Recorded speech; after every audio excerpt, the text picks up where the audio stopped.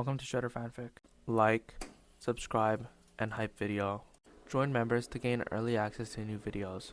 The main character, after dying in his previous life, he wakes up inside of Hazbin Hotel as the 6'3", blue eyes, alive Gojo. What is he gonna do inside of Hazbin Hotel? Chapter 1. The Last Day as Nolan. Nolan had always trusted heights more than people. A high place did not pretend to be kind. It did not smile, shake his hand, promise safety, and sell the floor out from under him later.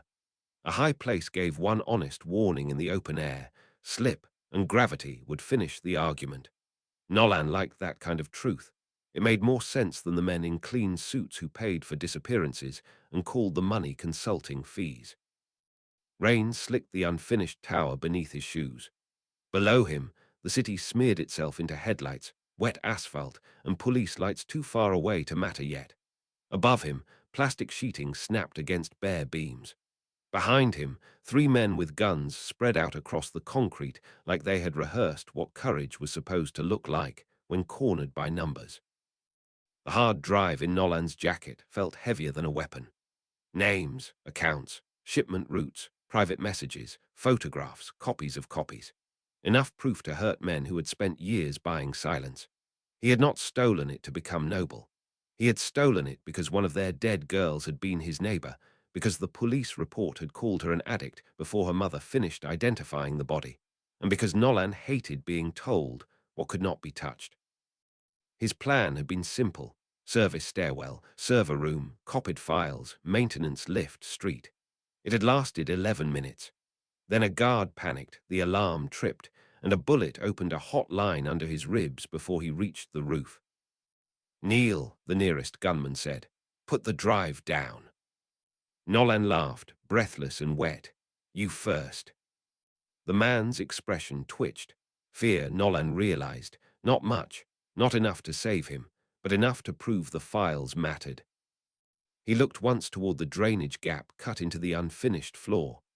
Rainwater ran through it in a dirty stream and vanished into the levels below. Too narrow for a hand, wide enough for a wrapped drive if he kicked hard and got lucky. "Last chance," another man said. "You people always say that like it belongs to you." Nolan slipped the hard drive from his jacket, wrapped it in the torn lining, and dropped his shoulder as if he meant to charge.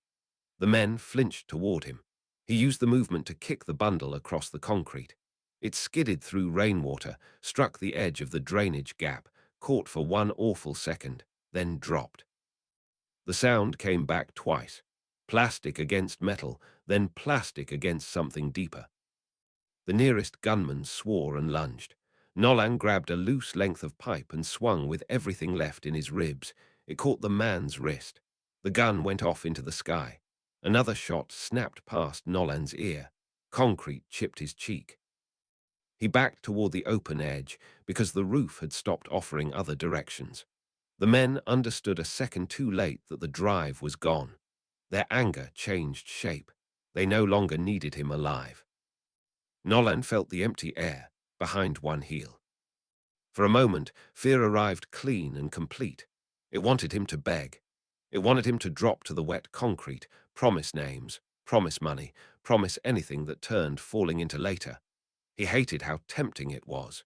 He hated that his body wanted life, even when life would mean kneeling to men who called murder paperwork.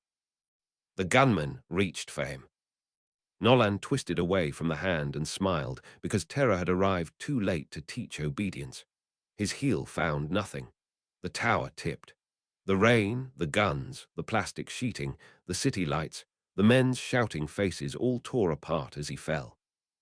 He did not have time for a speech. He barely had time for a thought. Let the proof get out. Wind took the rest. Sirens reached the tower too late to save him, but not too late to matter.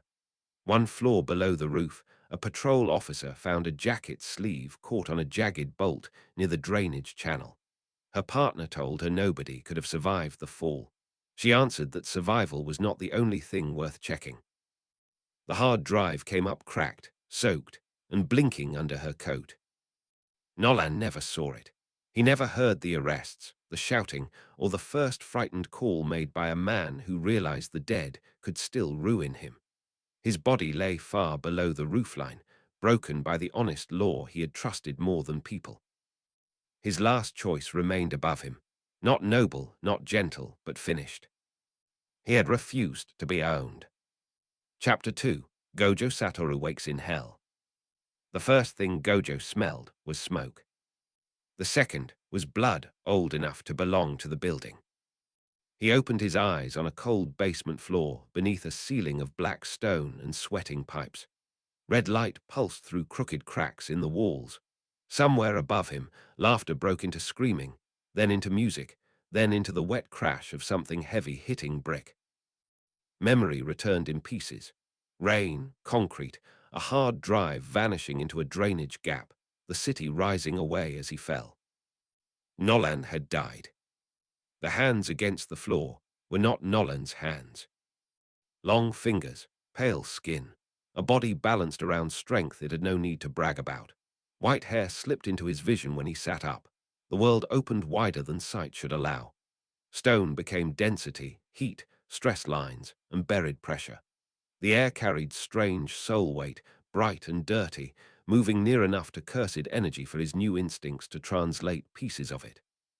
6 eyes. The name came with the body, and the body came with a confidence so natural it was almost a trap. Gojo laughed once under his breath. That is not normal. A pebble fell from the ceiling and stopped beside his shoulder. It hung there, trembling, unable to finish crossing the space between them. Infinity. He stared at the pebble, then smiled wider. Okay, that part I like. He lifted one hand and called blue without knowing whether the basement could survive the answer. Space folded inward around a point above his palm. Dust, glass, and broken screws dragged across the floor. A metal table groaned, folded, and slammed sideways before he released the pull. The red cracks in the walls pulsed back at him. Hell noticed. Not metaphor then, not a dying dream.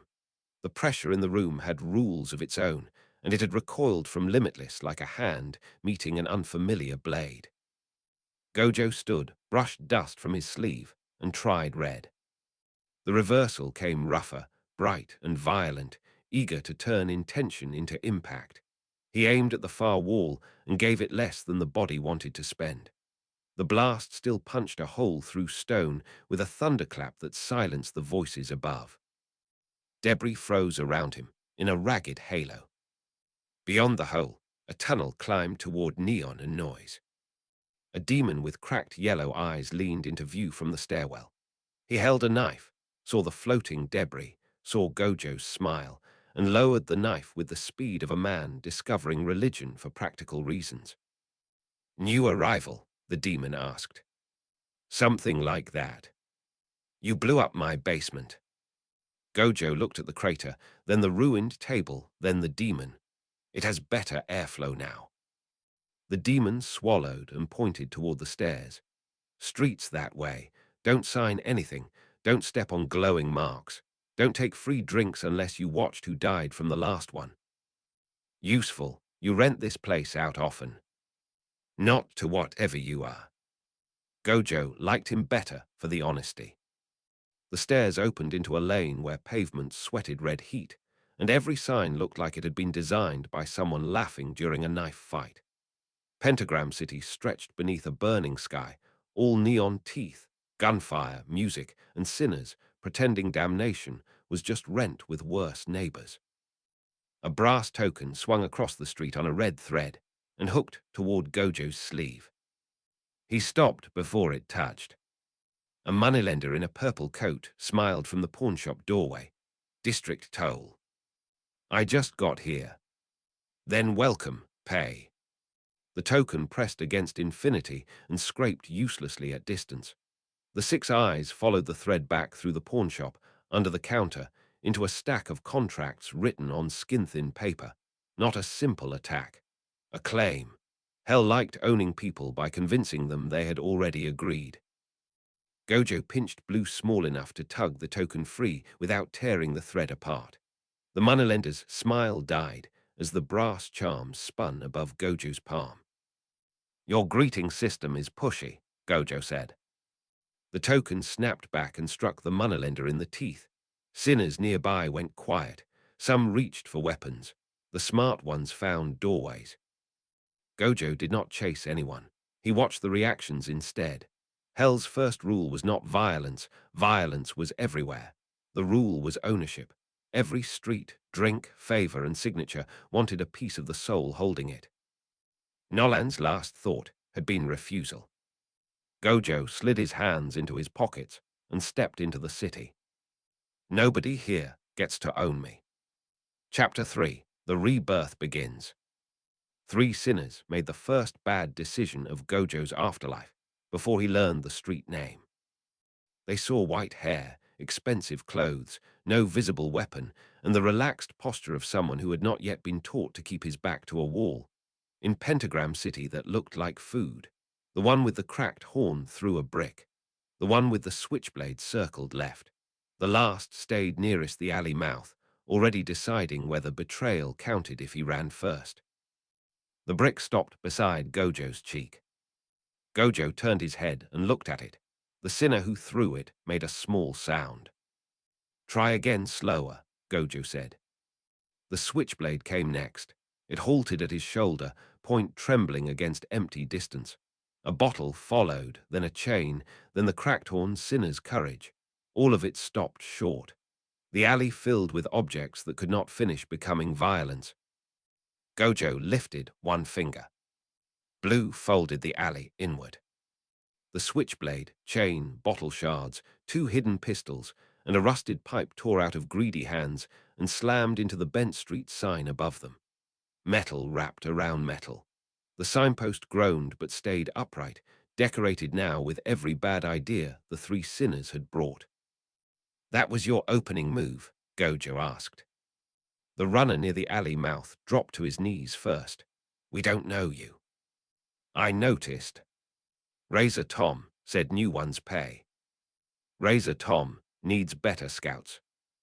Gojo let the brick fall.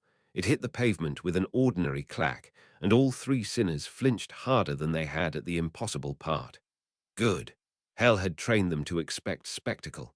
Quiet control frightened them more. He did not kill them. Dead men explained nothing and learned less. Instead, he walked past them into the market beyond the alley, where vendors sold fake indulgences, stolen halos, guns from velvet trays, and little bottles labeled forgiveness with spelling errors on half the labels. The survivors crawled out behind him and immediately began lying. "He had wings," one told a vendor. "No, idiot, he had no shadow."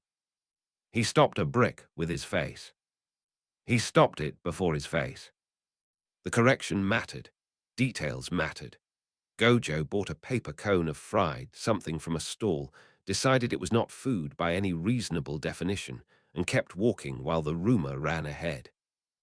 A camera above a butcher shop turned toward him. Gojo saw the signal leave before the lens finished focusing. It jumped through 4 cheap repeaters, crossed a rooftop strung with bones, and vanished into an overlord exchange wrapped in static. Someone powerful collected street stories quickly. Someone powerful had just been handed a bad one. He pointed at the camera. The lens cracked from the inside. The vendor holding the fried cone stopped breathing. "You just broke Vox property." "Was it attached to something important?" "Everything is attached to something important if the owner is rich enough." "That's a depressing business model." Gojo looked back at the bent sign. The 3 sinners were still alive, still afraid, and already making themselves useful by failing to agree on what they had seen. He liked that. A clean introduction would make hell organize too quickly. A messy rumor gave him time. The city around him kept screaming, bargaining, laughing, and bleeding. It was not Japan, not Earth, not any afterlife a dying man would have imagined while falling. It was a system of appetites pretending to be a city. Gojo smiled into the red light. He had no map, no allies, no classification, and a power hell had not learned how to price. That was a promising beginning. Chapter 4. The Hotel and its Host. The hotel looked too stubborn to be accidental. It stood at the end of a street that had learned to sneer at hope. Red light washed over the sign. Bullet scars marked the lower brick. A broken bottle glittered near the front steps. Every nearby building seemed to lean away from it, as if optimism were contagious and hell had decided not to risk exposure. Gojo stopped across the street with his hands in his pockets and tilted his head. The six eyes gave him the building in layers: heat in the walls, old violence in the floorboards, fresh paint covering older stains, cheap wards nailed into expensive wood, and a strange, bright pressure near the center of the lobby. Not holy, not demonic in the usual way either. It felt like a song somebody refused to stop singing after the room had gone quiet. Interesting. A sinner with moth wings crossed behind him too quickly, saw the hotel, saw Gojo looking at it, and chose another street. That bad? Gojo asked. The sinner kept walking. That weird. Gojo smiled and crossed the road. The front doors opened before he touched them. Warm light spilled out over his shoes. Inside, the lobby smelled of coffee, furniture polish, old smoke, and the desperate kind of cleanliness that meant someone had scrubbed blood out of the same spot more than once.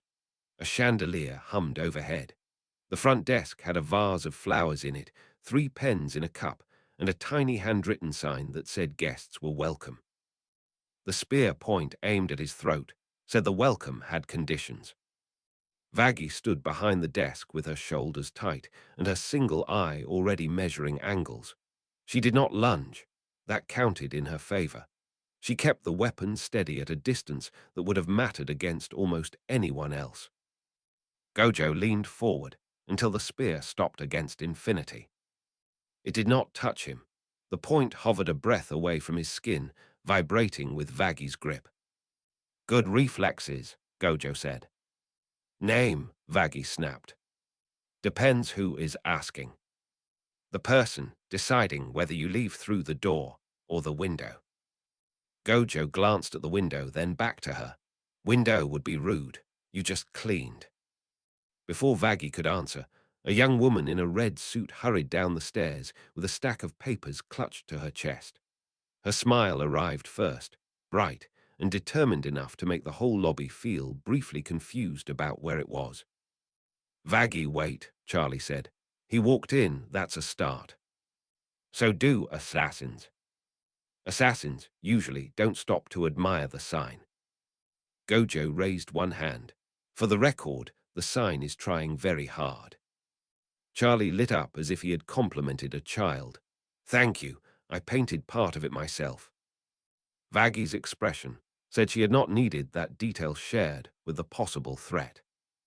Gojo looked between them and let the six eyes sort the room while they argued. Charlie's power sat bright and royal under the cheerful voice, restrained but not weak.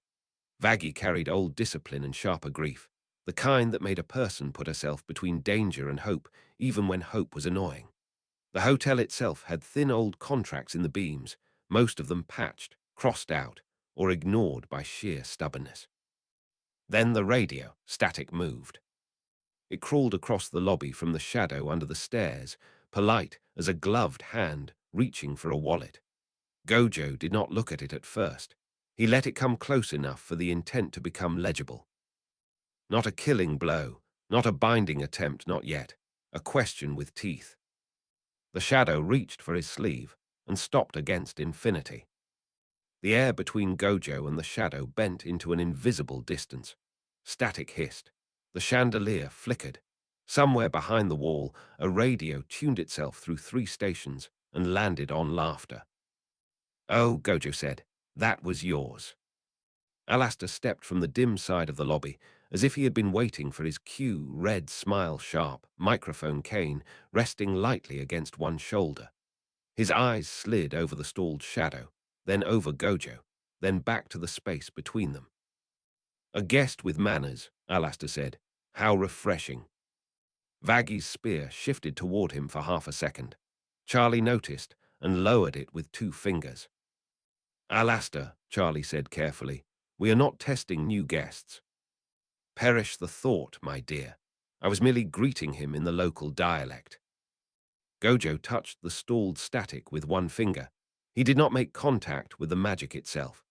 Infinity folded around it, close enough that the shadow could feel the shape of refusal. The radio hiss sharpened, then snapped back under the stairs like a hand pulled from a hot stove. Alastair's smile did not move. That made the failure louder. Try later, Gojo said. Bring a better idea. For one heartbeat, the lobby forgot its lines. Angel Dust peered over the railing above, all long limbs and interested grin. Husk looked up from the bar with the expression of a man watching someone else spill a drink he would be expected to clean. Nifty froze halfway out of a doorway with a dustpan in one hand and delight in both eyes. Charlie recovered first because hope, Gojo decided, was either her gift or her favorite weapon. Welcome to the Hazbin Hotel, she said, stepping between Vaggy's suspicion and Alastair's amusement. I'm Charlie. We are trying to help sinners change their lives. If you need a room, a safe place, or just someone to talk to, we can start there. Gojo looked at the clipboard in her hands. The top page had cheerful boxes for name, species, deal status, emergency contact, and personal redemption goals. 3 hidden wards leaned toward the signature line like hungry fish under bright water. He lifted the pen without touching it. It floated upright in the air. Vaggy stiffened. Charlie blinked. Alastair leaned in by a fraction. Your paperwork bites, Gojo said. Charlie's face fell. It does. Not yours on purpose. Gojo turned the pen slowly. Old habit in the building. A guest writes enough of themselves down, the house remembers too much. Harmless if nobody pulls on it, not harmless if someone clever does. Alastair hummed. How observant. How neglected, Gojo corrected. Charlie looked stricken in a way that made the room colder. I didn't know. Most people who build traps call them procedures after enough time passes. Gojo flicked a finger. Blue gathered smaller than a marble, quiet and exact, and tugged the old warding thread out of the clipboard. It came loose as a pale line of smoke. He wrapped it around the pen, crushed both into a spark, and let the ash fall into the trash can. Nobody moved until the ash settled. Vaggy lowered the spear by an inch. Not trust, updated math. You still haven't answered what you are, she said. Gojo smiled, tall. That is not an answer. It is accurate. Charlie gave Vaggy a look that asked for patience and promised an apology later. Then she turned back to Gojo with both hands wrapped around the clipboard, as if holding it tighter could make it less suspicious. Do you want to stay here? She asked. The honest answer was no. Gojo had woken in hell hours ago. He knew almost nothing about its factions, currencies, borders, or rules. Staying inside the strangest hopeful building in Pentagram City was tactically ridiculous. It was also the first place that had tried to offer him a room before asking what he could be used for. Alastair watched him from the side. Vaggy watched his hands. Charlie watched his face. Gojo let the silence stretch long enough to learn from it. Alastair enjoyed uncertainty. Vaggy hated it, but did not fear it. Charlie endured it because she believed an answer might be kind if she waited long enough. One room, Gojo said at last. No contracts, no surprise signatures, no radio shadows in my bed. Alastair placed a hand over his heart, wounded. You can survive it. Charlie smiled so brightly that the lobby almost forgave itself for being in hell. Great, we can do that. Probably, definitely. Vaggy. He gets watched, Vaggy said. Of course. And if he tries anything. You'll aim for the throat again, Gojo said. I noticed. Vaggy did not smile, but the spear lowered the rest of the way. Gojo stepped fully into the lobby. Behind him, the front doors swung shut. The sound was small, but everyone heard it. The hotel had not gained a normal guest. Charlie knew it. Vaggy knew it. Alastair knew it best of all. Gojo looked up at the buzzing chandelier, the watching residents, the smiling host, and the impossible princess trying to run a sanctuary in the middle of hell. "This place," he said, "is going to annoy everyone important." Charlie's smile turned proud. "That's kind of the plan." Gojo laughed. For the first time since waking in hell, he decided not to leave immediately. Chapter 5. A Sinner with No Rules. Gojo learned the first hotel rule before he reached his room. It was not written on Charlie's clipboard. It was not one of Vaggy's warnings, Alastair's jokes, or the cheerful house rules pinned near the front desk. The real rule lived outside, burned into brick across the street in a sigil shaped like a chain link. Hell owns space by daring people to disagree. The mark flared red through the lobby windows while Charlie was explaining breakfast hours. A sinner on the sidewalk screamed, not loudly enough to stop traffic, but loudly enough to make 3 hotel guests pretend they had not heard. Vaggy's spear was in her hand before Charlie finished saying Gojo's room number. Gojo turned toward the window. "Local custom?" he asked. Husk, behind the bar, did not look up from polishing a glass. "Extortion." "Popular custom, then." "That's gutter-brand territory," Angel Dust said from the stairs. "Tiny boss, big attitude, charges people for crossing streets he didn't build." Charlie was already moving for the door. "We can't just watch." Vaggy caught her arm. "If you step into a territory collection, he can claim the hotel interfered." "He is hurting someone." "I know." Gojo walked between them and opened the front door. Vaggy swore. Charlie reached after him too late.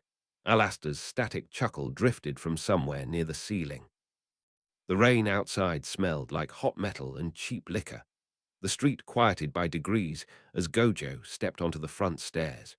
Sinners turned their faces away while still watching from the corners of their eyes. The burning sigil brightened, reading him or trying to. It found no easy category. The district boss noticed that. His smile faltered for half a breath before greed restored it. "New face," he called. "Hotel guest." "Tourist," Gojo said.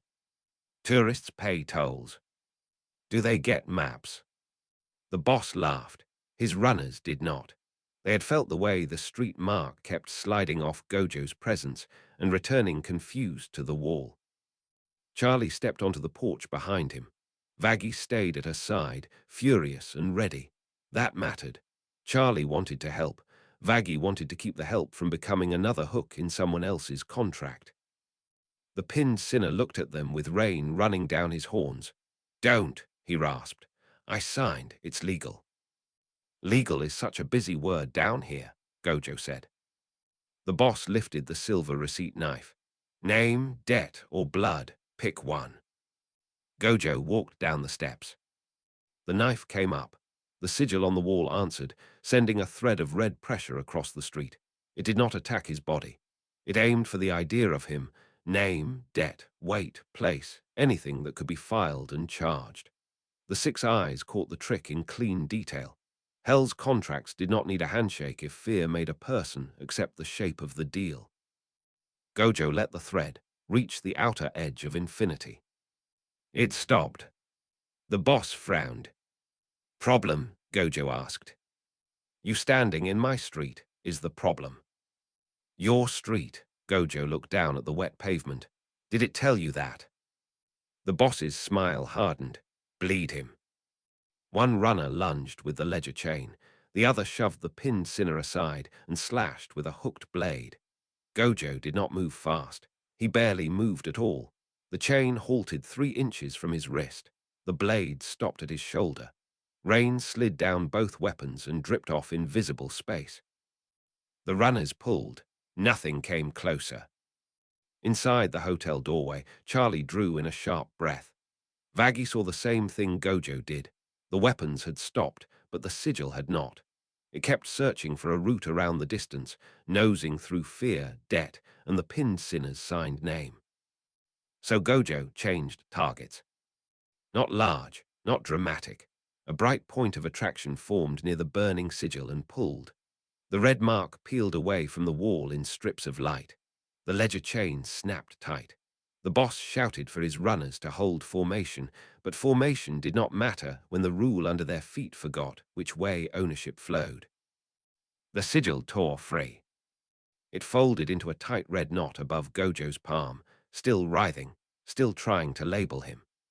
The 6 eyes followed the ownership line from the knot to the ledger, from the ledger to a basement full of copied signatures, from the signatures to frightened sinners who had paid for the same street every day because nobody had told them refusal was possible. Gojo's smile thinned. "This is ugly paperwork," he said. The boss took one step back. "You can't void a claim without counterclaim." "Good thing I'm not voiding it." Gojo flicked the knot into the silver receipt knife. The knife rang like a bell.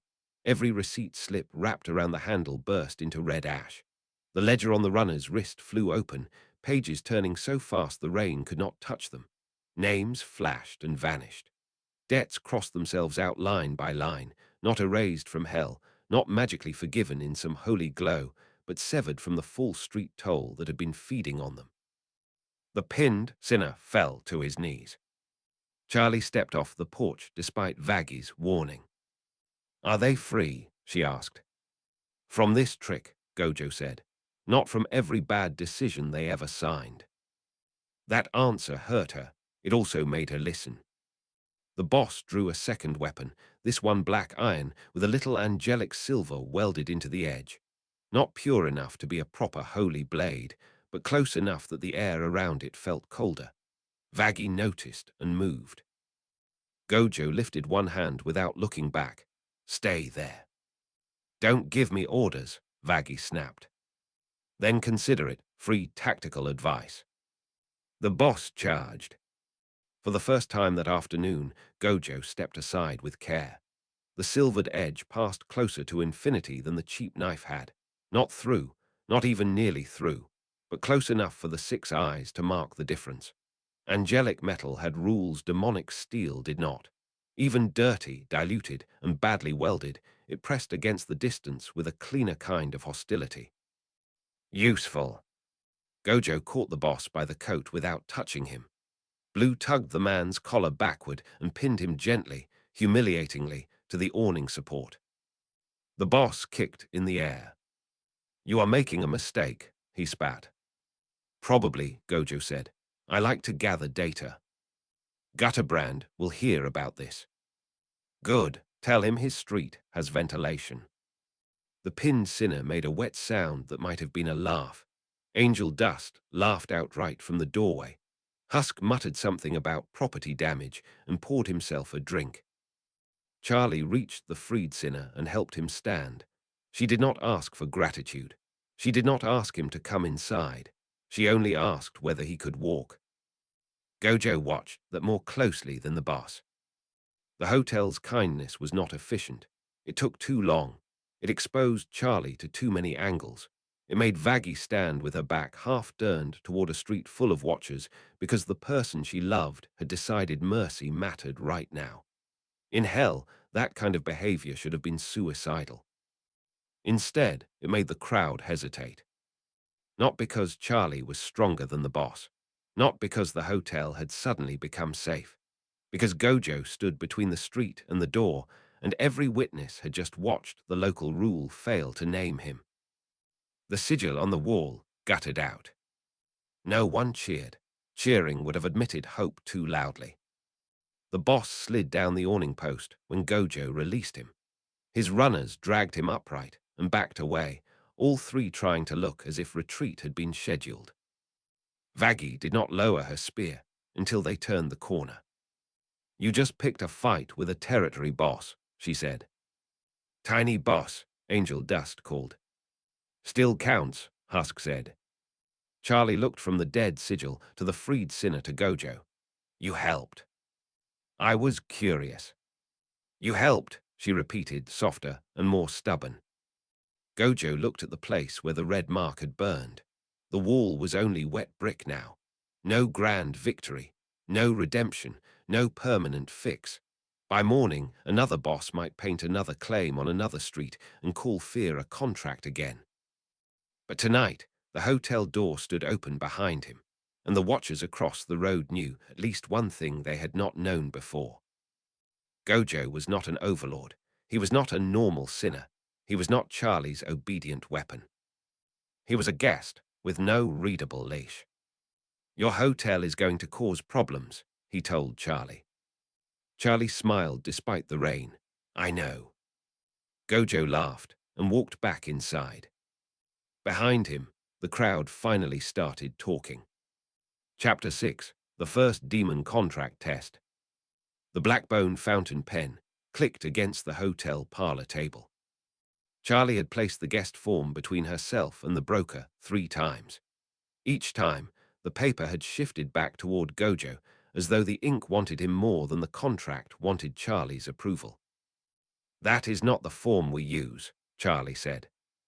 The broker smiled without showing his teeth. "It is the form your hotel will use if it wishes to remain open." Vaggie stood behind Charlie with her spear angled low. Husk had stopped polishing the same glass. Even the hotel lights seemed to lean away from the pen. Gojo sat with one ankle over his knee and watched the ink crawl toward the signature line. The pen was not alive. That would have been easier. It was a tool trained to recognize hesitation, and the thing inside the ink was older than the paper. It waited for a voluntary mark, then planned to turn the signer into collateral for every guest who crossed the hotel's threshold.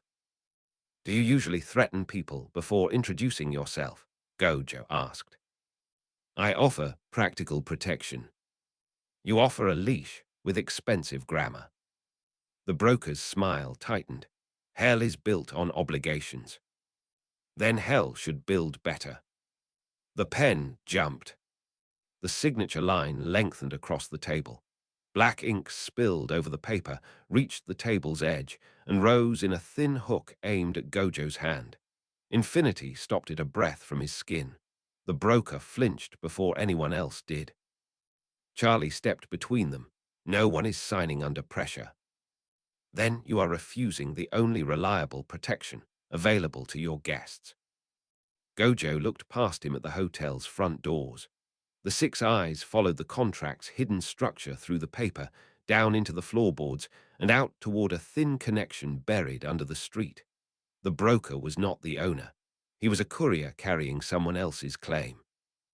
Gojo lifted 2 fingers. Blue pulled. The ink tore free of the paper without moving the page. It stretched across the room in a black thread, passed through the broker's sleeve, and snapped tight around a brass token hidden under his collar.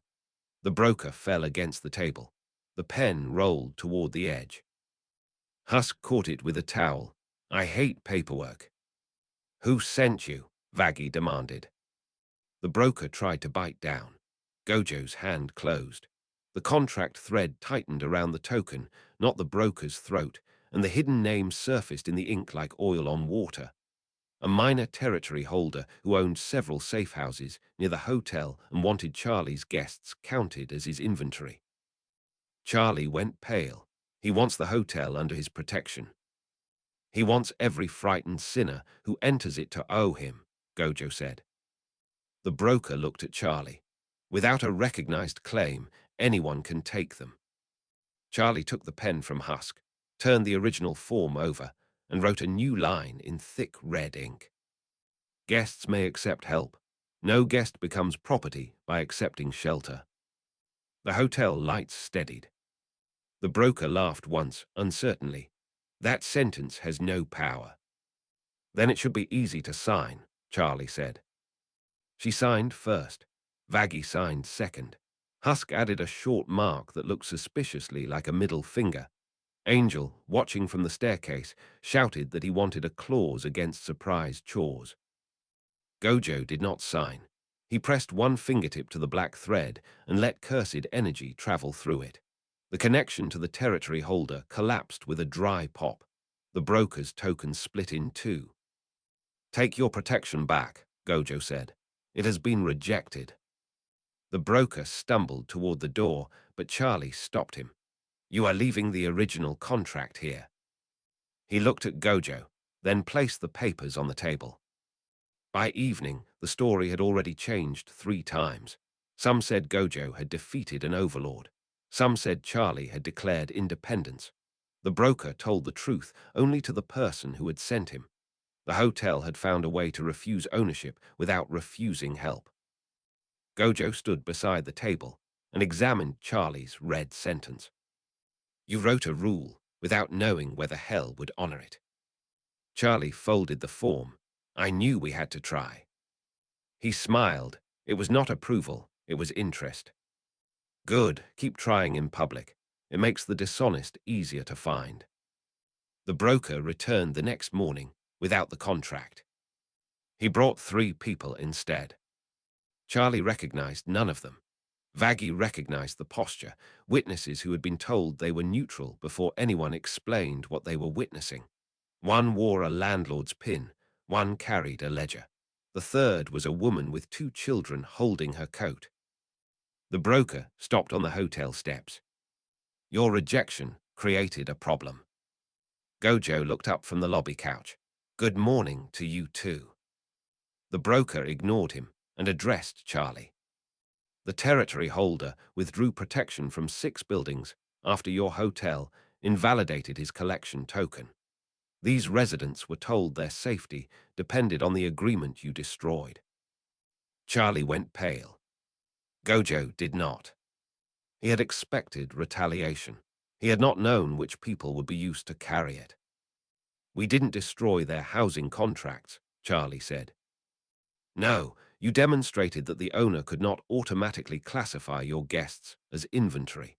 He responded by narrowing what he considers protected property. The woman with the children spoke before the broker could continue. Our stairwell ward stopped working last night. That changed the room. Gojo stood. Vaggie looked at him. No threats. I wasn't going to threaten him. Your face says otherwise. The broker took half a step back anyway. Charlie invited everyone inside. The broker refused until she pointed out that the front lobby was not covered by any new contract and that the doors remained open. The housing records spread across the table. The territory holder had not technically cancelled protection. He had redefined the covered area to exclude shared spaces, stairwells, laundry rooms, entrance halls, rooftops. Private apartments remained protected. Everything residents actually had to cross together did not. Hask read the clause and swore. That's deliberate. Yes, Gojo said. The landlord with the pin looked uncomfortable. The building owners can't maintain territory wards alone. Then why sign a contract that lets one man turn them off whenever someone else annoys him? Vaggie asked. Because that's the contract everyone uses. Charlie closed her eyes for 1 second. There it was again. Not hidden consent, normalized dependency. The woman said, I don't care whose fault it is. My children have to use the stairs. That kept the meeting useful. They went to the building. Gojo could see the missing ward before they reached the block. The private apartments glowed with thin territorial protection. The shared hallways were dead channels between them. A gang had already noticed. 3 men stood at the entrance offering temporary corridor security for cash. Angel, who had insisted on coming because he knew the neighborhood, stared at the sign. That was fast. Predators monitor infrastructure, Gojo said. You make crime sound like urban planning. Often is. Charlie spoke to the tenants first. Not the gang. Not the landlord. The tenants wanted the hallways protected. They did not want the hotel claiming the building. They did not want the original territory holder restored without limits either. Gojo could build a ward. Charlie stopped him before he volunteered. Temporary only. He looked at her. If you build something permanent, they become dependent on you instead. Gojo smiled. You are becoming annoying. Thank you. They made the temporary ward expire after 72 hours. The landlord hated the deadline. The tenants loved it because it forced everyone to solve the actual contract before the magical patch became normal. Gojo anchored the ward to the building's existing structure rather than his presence. It did one thing, prevented hostile claim marks from attaching inside shared spaces. No rent collection, no guest tracking, no protection outside the walls. The gang at the entrance tested it with a red chalk sigil. The mark slid off the doorway. They left. Then came the harder part. The original territory holder agreed to negotiate only because his residence had become publicly visible. He arrived at the building with 6 guards. Charlie arrived with tenants. Gojo stood across the street. He did not enter the meeting. That was the condition the territory holder demanded, believing it would make everyone else easier to control. It had the opposite effect. Without Gojo in the room, the tenants stopped looking toward him before speaking. The woman with the children opened. Shared spaces are part of our homes. If you can remove their protection whenever an outsider embarrasses you, your protection is a threat. The territory holder called the change a security adjustment.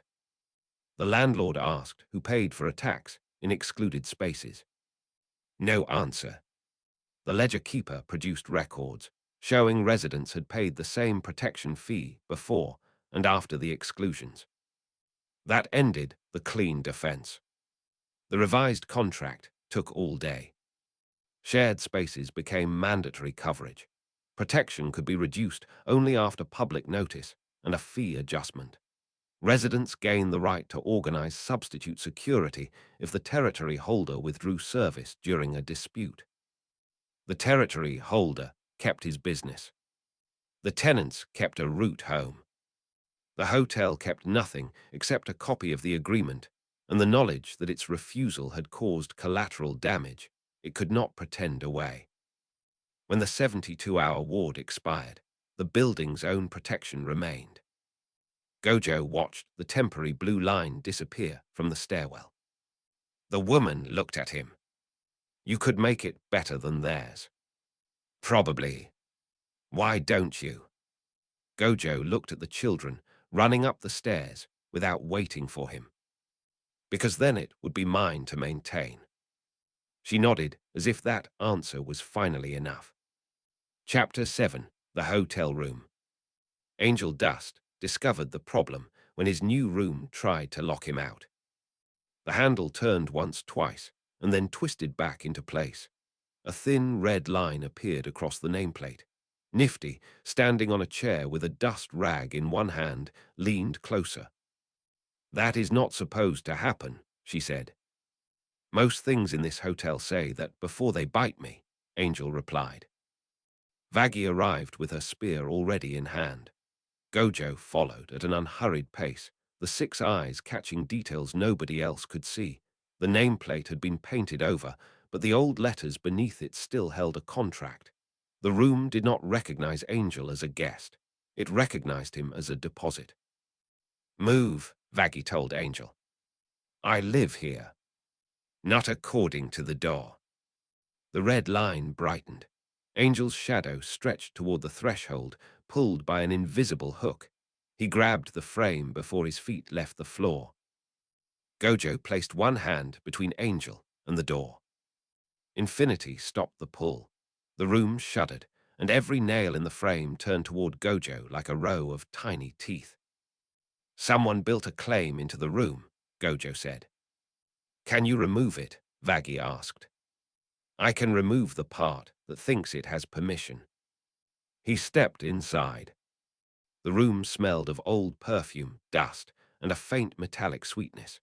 A cracked mirror reflected the bed, the curtains, and a second doorway that did not exist. Gojo watched the false doorway open behind his reflection. A contract lived in the mirror, not the wood.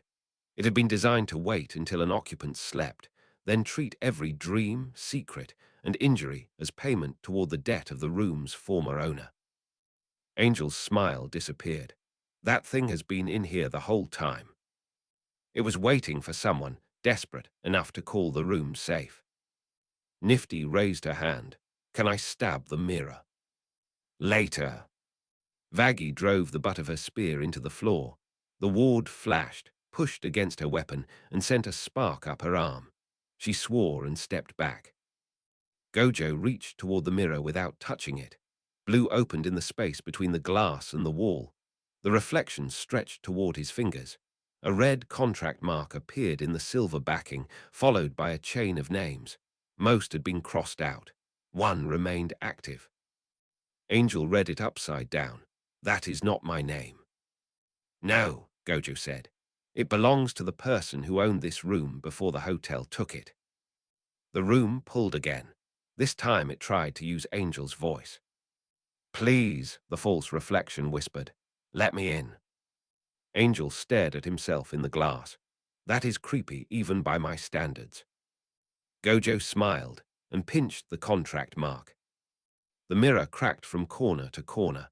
Blue did not shatter it outward. It peeled the silver backing away in one clean sheet. The hidden ward came with it, writhing like a strip of red film. It snapped toward Angel, then stopped against infinity. For a moment, Gojo held the entire claim between two fingers. The former owner's name burned away first, then the room's promise of protection. Finally, the demand that anyone who slept beneath its roof would become responsible for debts they had never made. Gojo let the contract fall into a ceramic wastebasket. Nifty lit it with a match. The fire burned red, then blue, then nothing. The door opened normally. Angel stepped through, waited for the room to attack him, and then looked disappointed when it did not. So I get a room with no murderous paperwork. You get a room that cannot claim your sleep, Gojo said. Do not mistake that for safety. Angel leaned against the frame. You always make good news sound expensive. Only when it is. Vaggie examined the empty mirror. What happens if someone writes a new claim? Then they will discover the room has learned to reject signatures. Gojo pressed his thumb to the nameplate. A small blue line appeared beneath Angel's name, not a contract and not a promise, a boundary. The hotel could shelter him. It could not own him. Anyone who tried to turn that distinction into a weapon would find the door refusing to open. Chapter 8. The Hotel Tour and Contract Test. Charlie insisted on giving Gojo a tour because, in her words, people are less likely to misunderstand a place after seeing the whole place.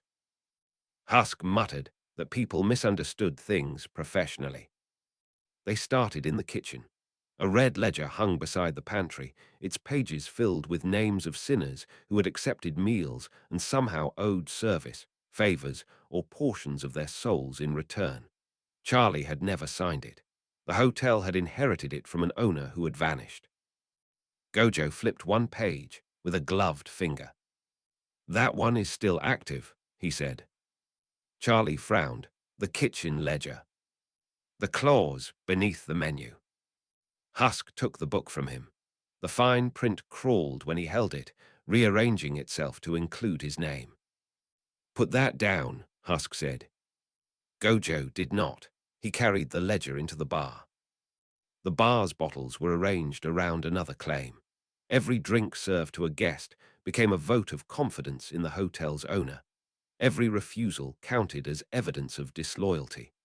Charlie's attempt at hospitality had been surrounded by old obligations, each one designed to convert kindness into ownership. Angel Dust whistled. This place came with more strings than my last contract. Do not compare them, Charlie said. I am comparing them emotionally. A radio on the shelf clicked on. Alastair's voice drifted through the room.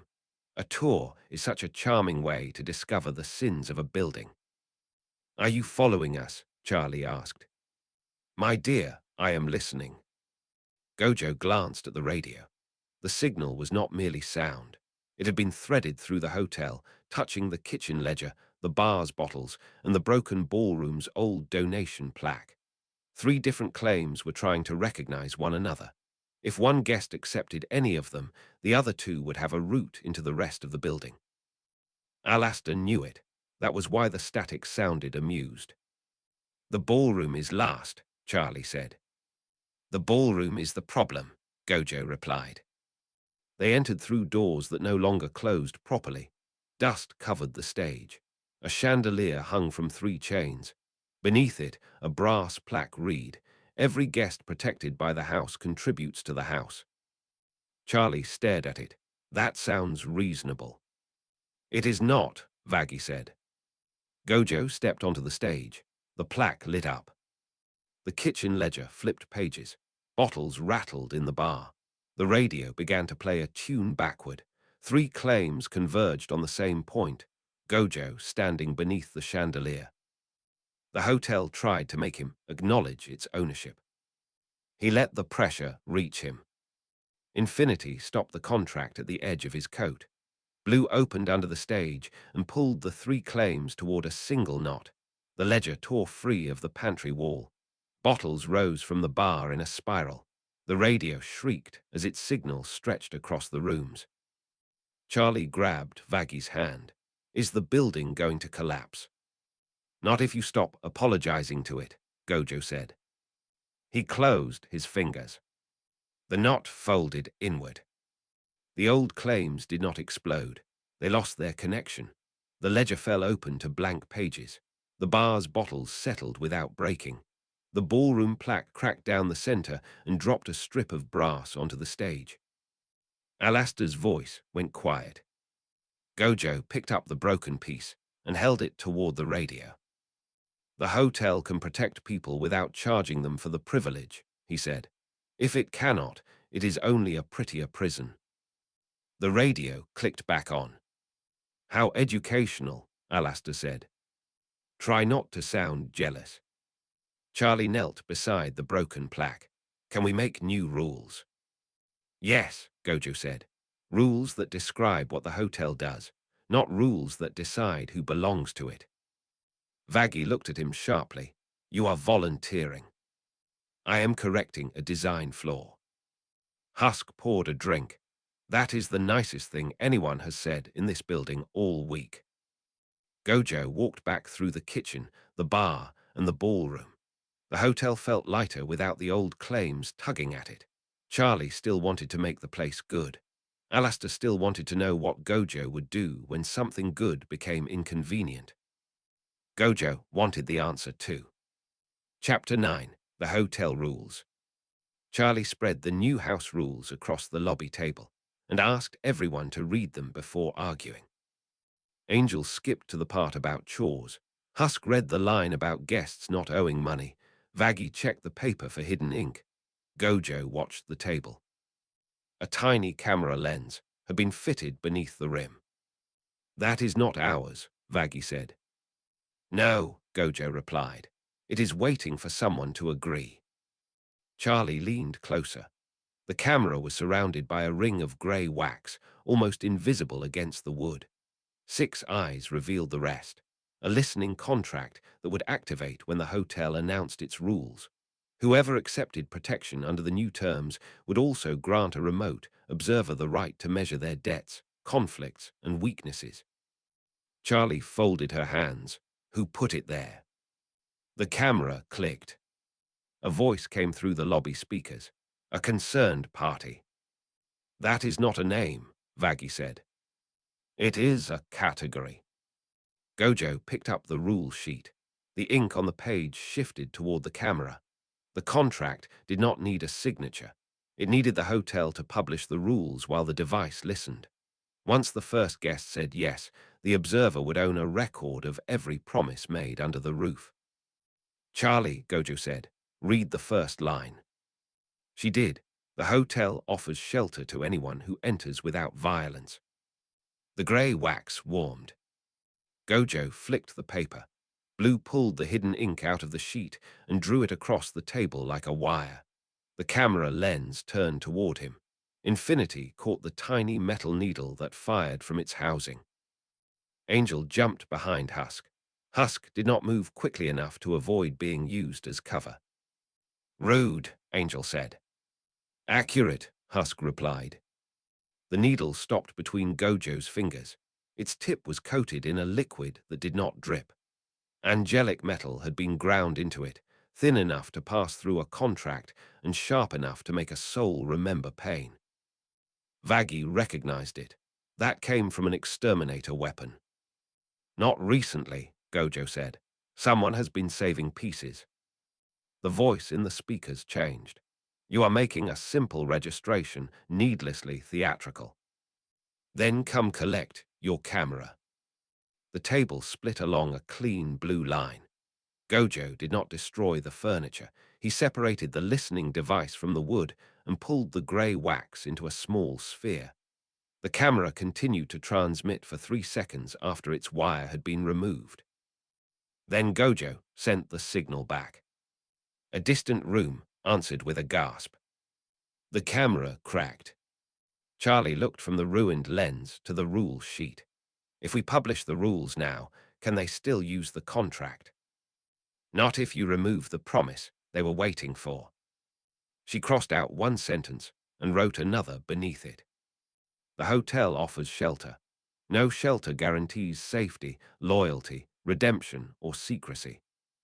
Vaggie stared. That sounds harsh. It is honest, Charlie said. Gojo watched her sign. The paper did not glow. No ancient power rose from the floor. The hotel simply accepted the words because they described a choice rather than demanding obedience. Angel raised a hand. Can we add no surprise cameras? Yes, Charlie said. Can we add no forced emotional growth? No. Husk poured another drink. There goes the whole building. Gojo turned the angelic needle over in his palm. The metal had been filed down by someone patient. Whoever had planted it had not wanted a fight. They had wanted a clean list of every sinner willing to trust Charlie. That list would not exist now. Outside, a watcher changed the report before the lobby doors closed. Gojo felt the decision pass through the city like a tug on a thread. He smiled. The next person would not bring a camera, they would bring a witness. The angelic needle became the hotel's first piece of evidence everyone agreed not to touch.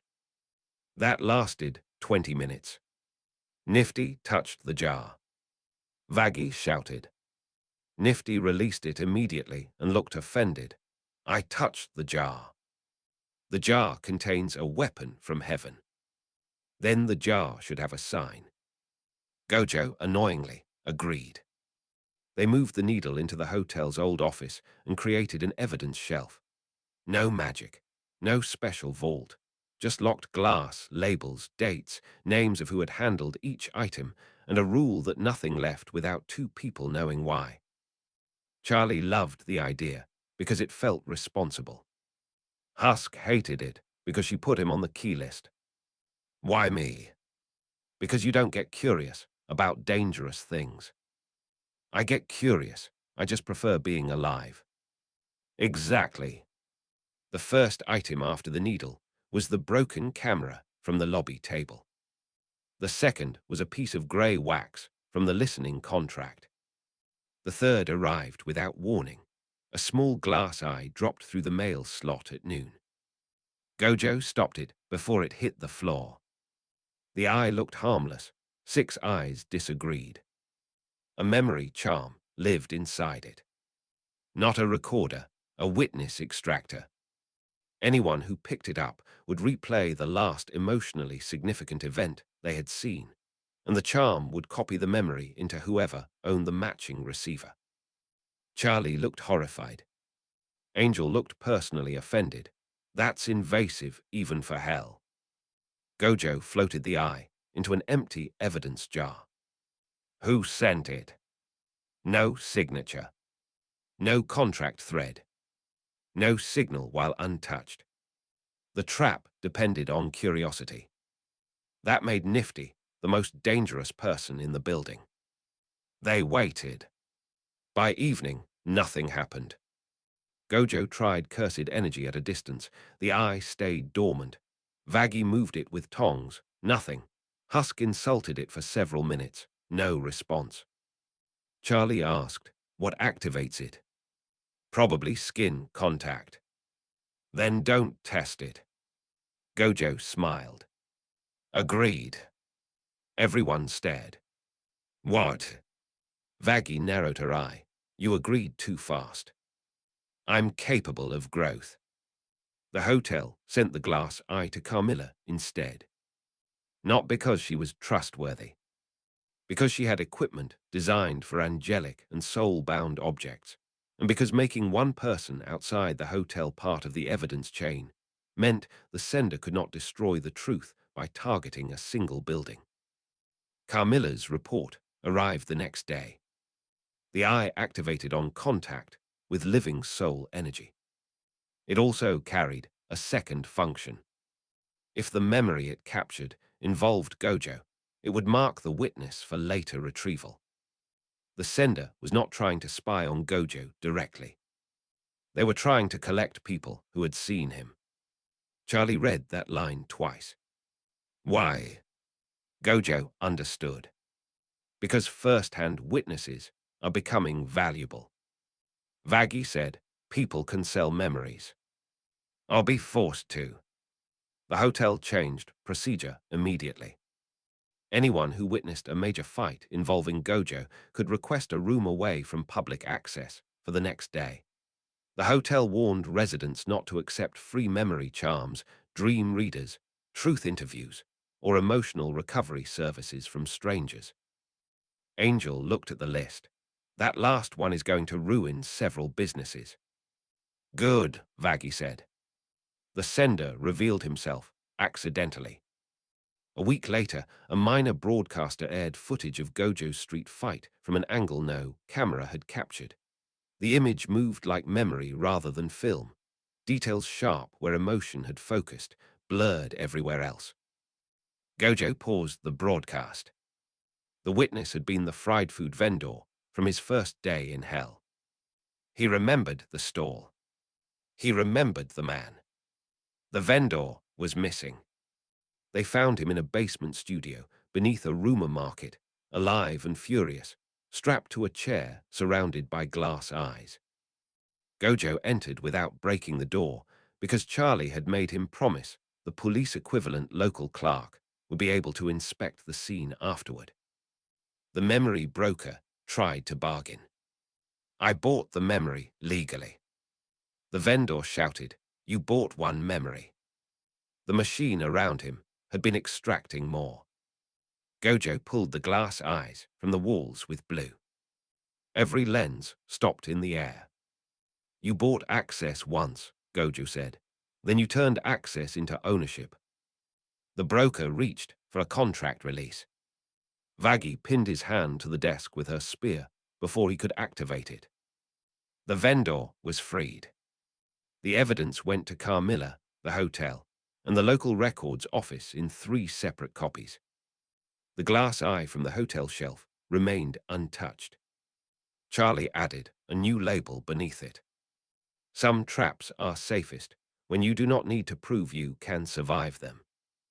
Gojo objected to the wording. Everyone else voted to keep it. Chapter 10. The Sinner's Welcome. The first sinner arrived carrying a suitcase and a knife. The second arrived carrying flowers.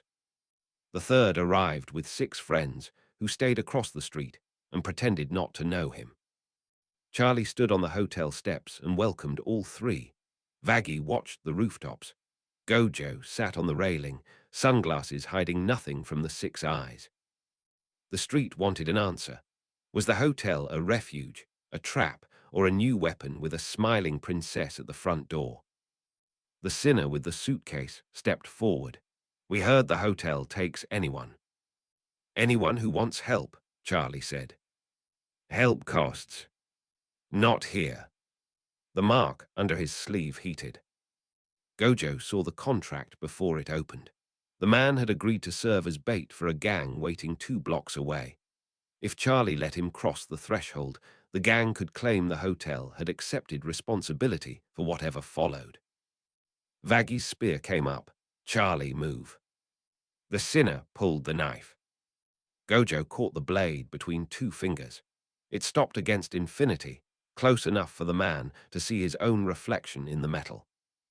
"I did not ask you to save me," the sinner whispered. "No," Gojo said. "You asked a contract to do it." The gang across the street fired. Bullets struck the hotel steps and flattened against an invisible wall. Charlie ducked behind the door.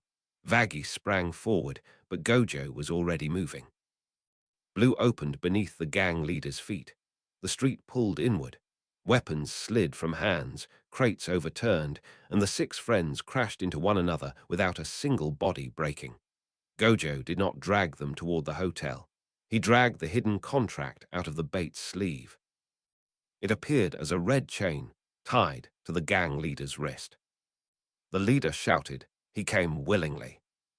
"Then why did you need his death to make the claim valid?" Gojo asked.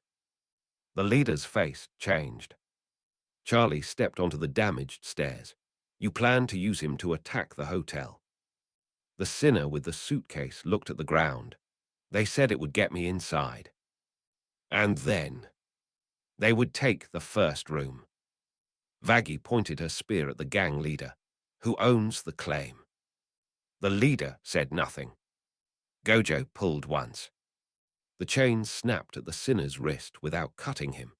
The other end wrapped around the gang leader's throat and tightened until he dropped to his knees. "Answer her."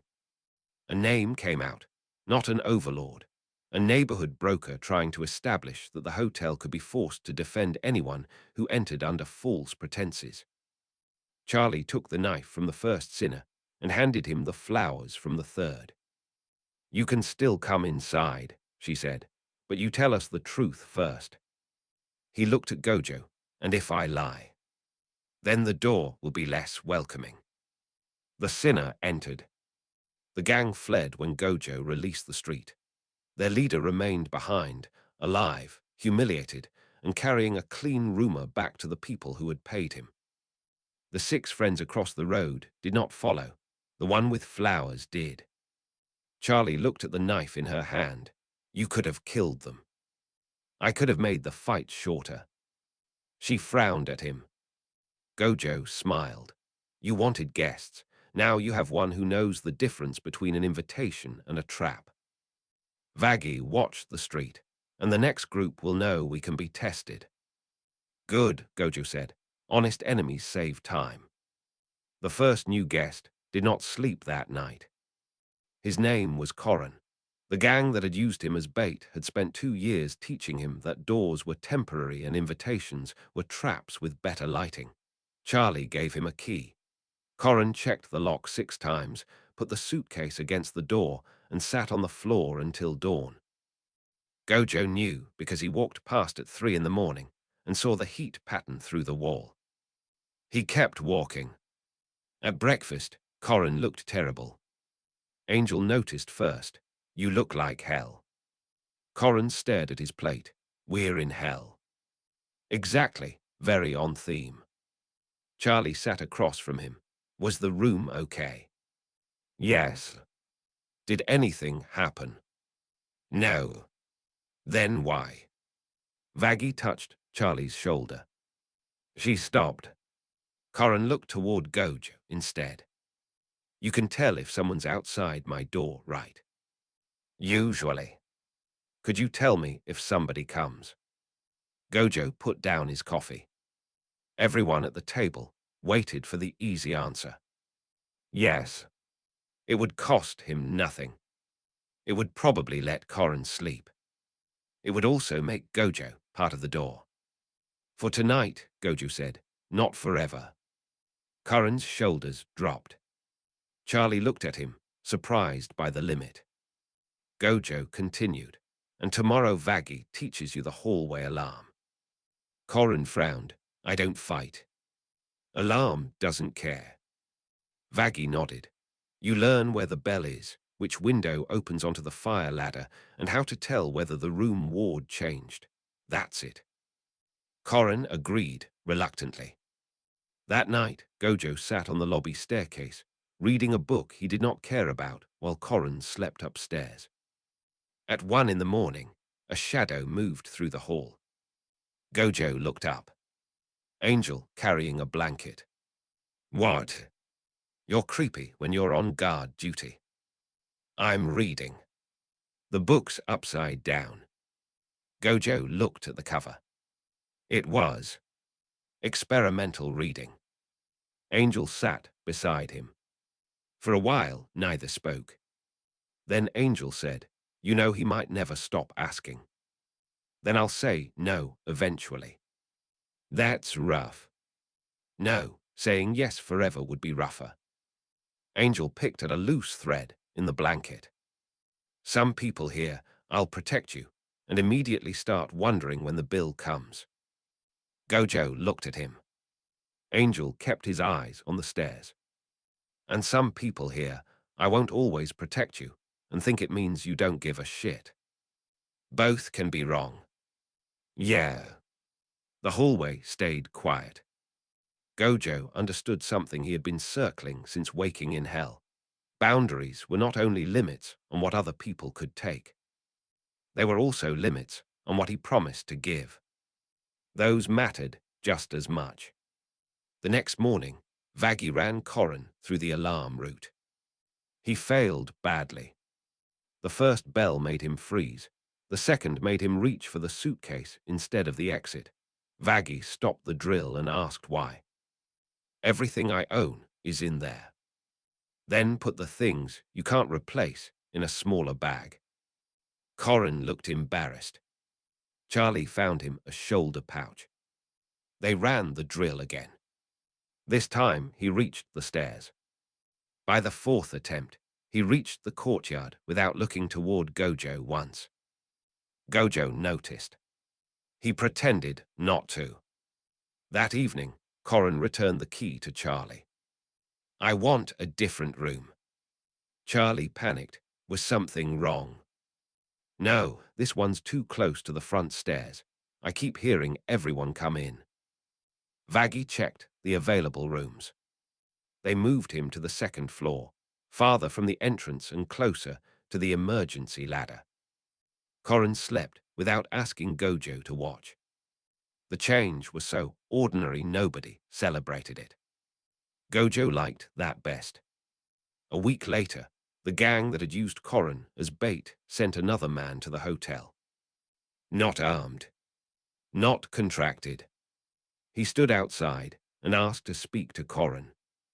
Vaggie expected refusal. Charlie expected fear. Gojo expected both. Corrin came downstairs, carrying the small shoulder pouch. He did not open the door. He spoke through it. "What do you want?" The man outside said the gang would forgive the old debt if Corrin returned voluntarily. Corrin laughed. Not bravely. Nervously, with both hands shaking. But he laughed. "You already used me as payment once. Find another currency." The man threatened him. Corrin rang the lobby bell. Vaggie arrived. Gojo stayed where he was.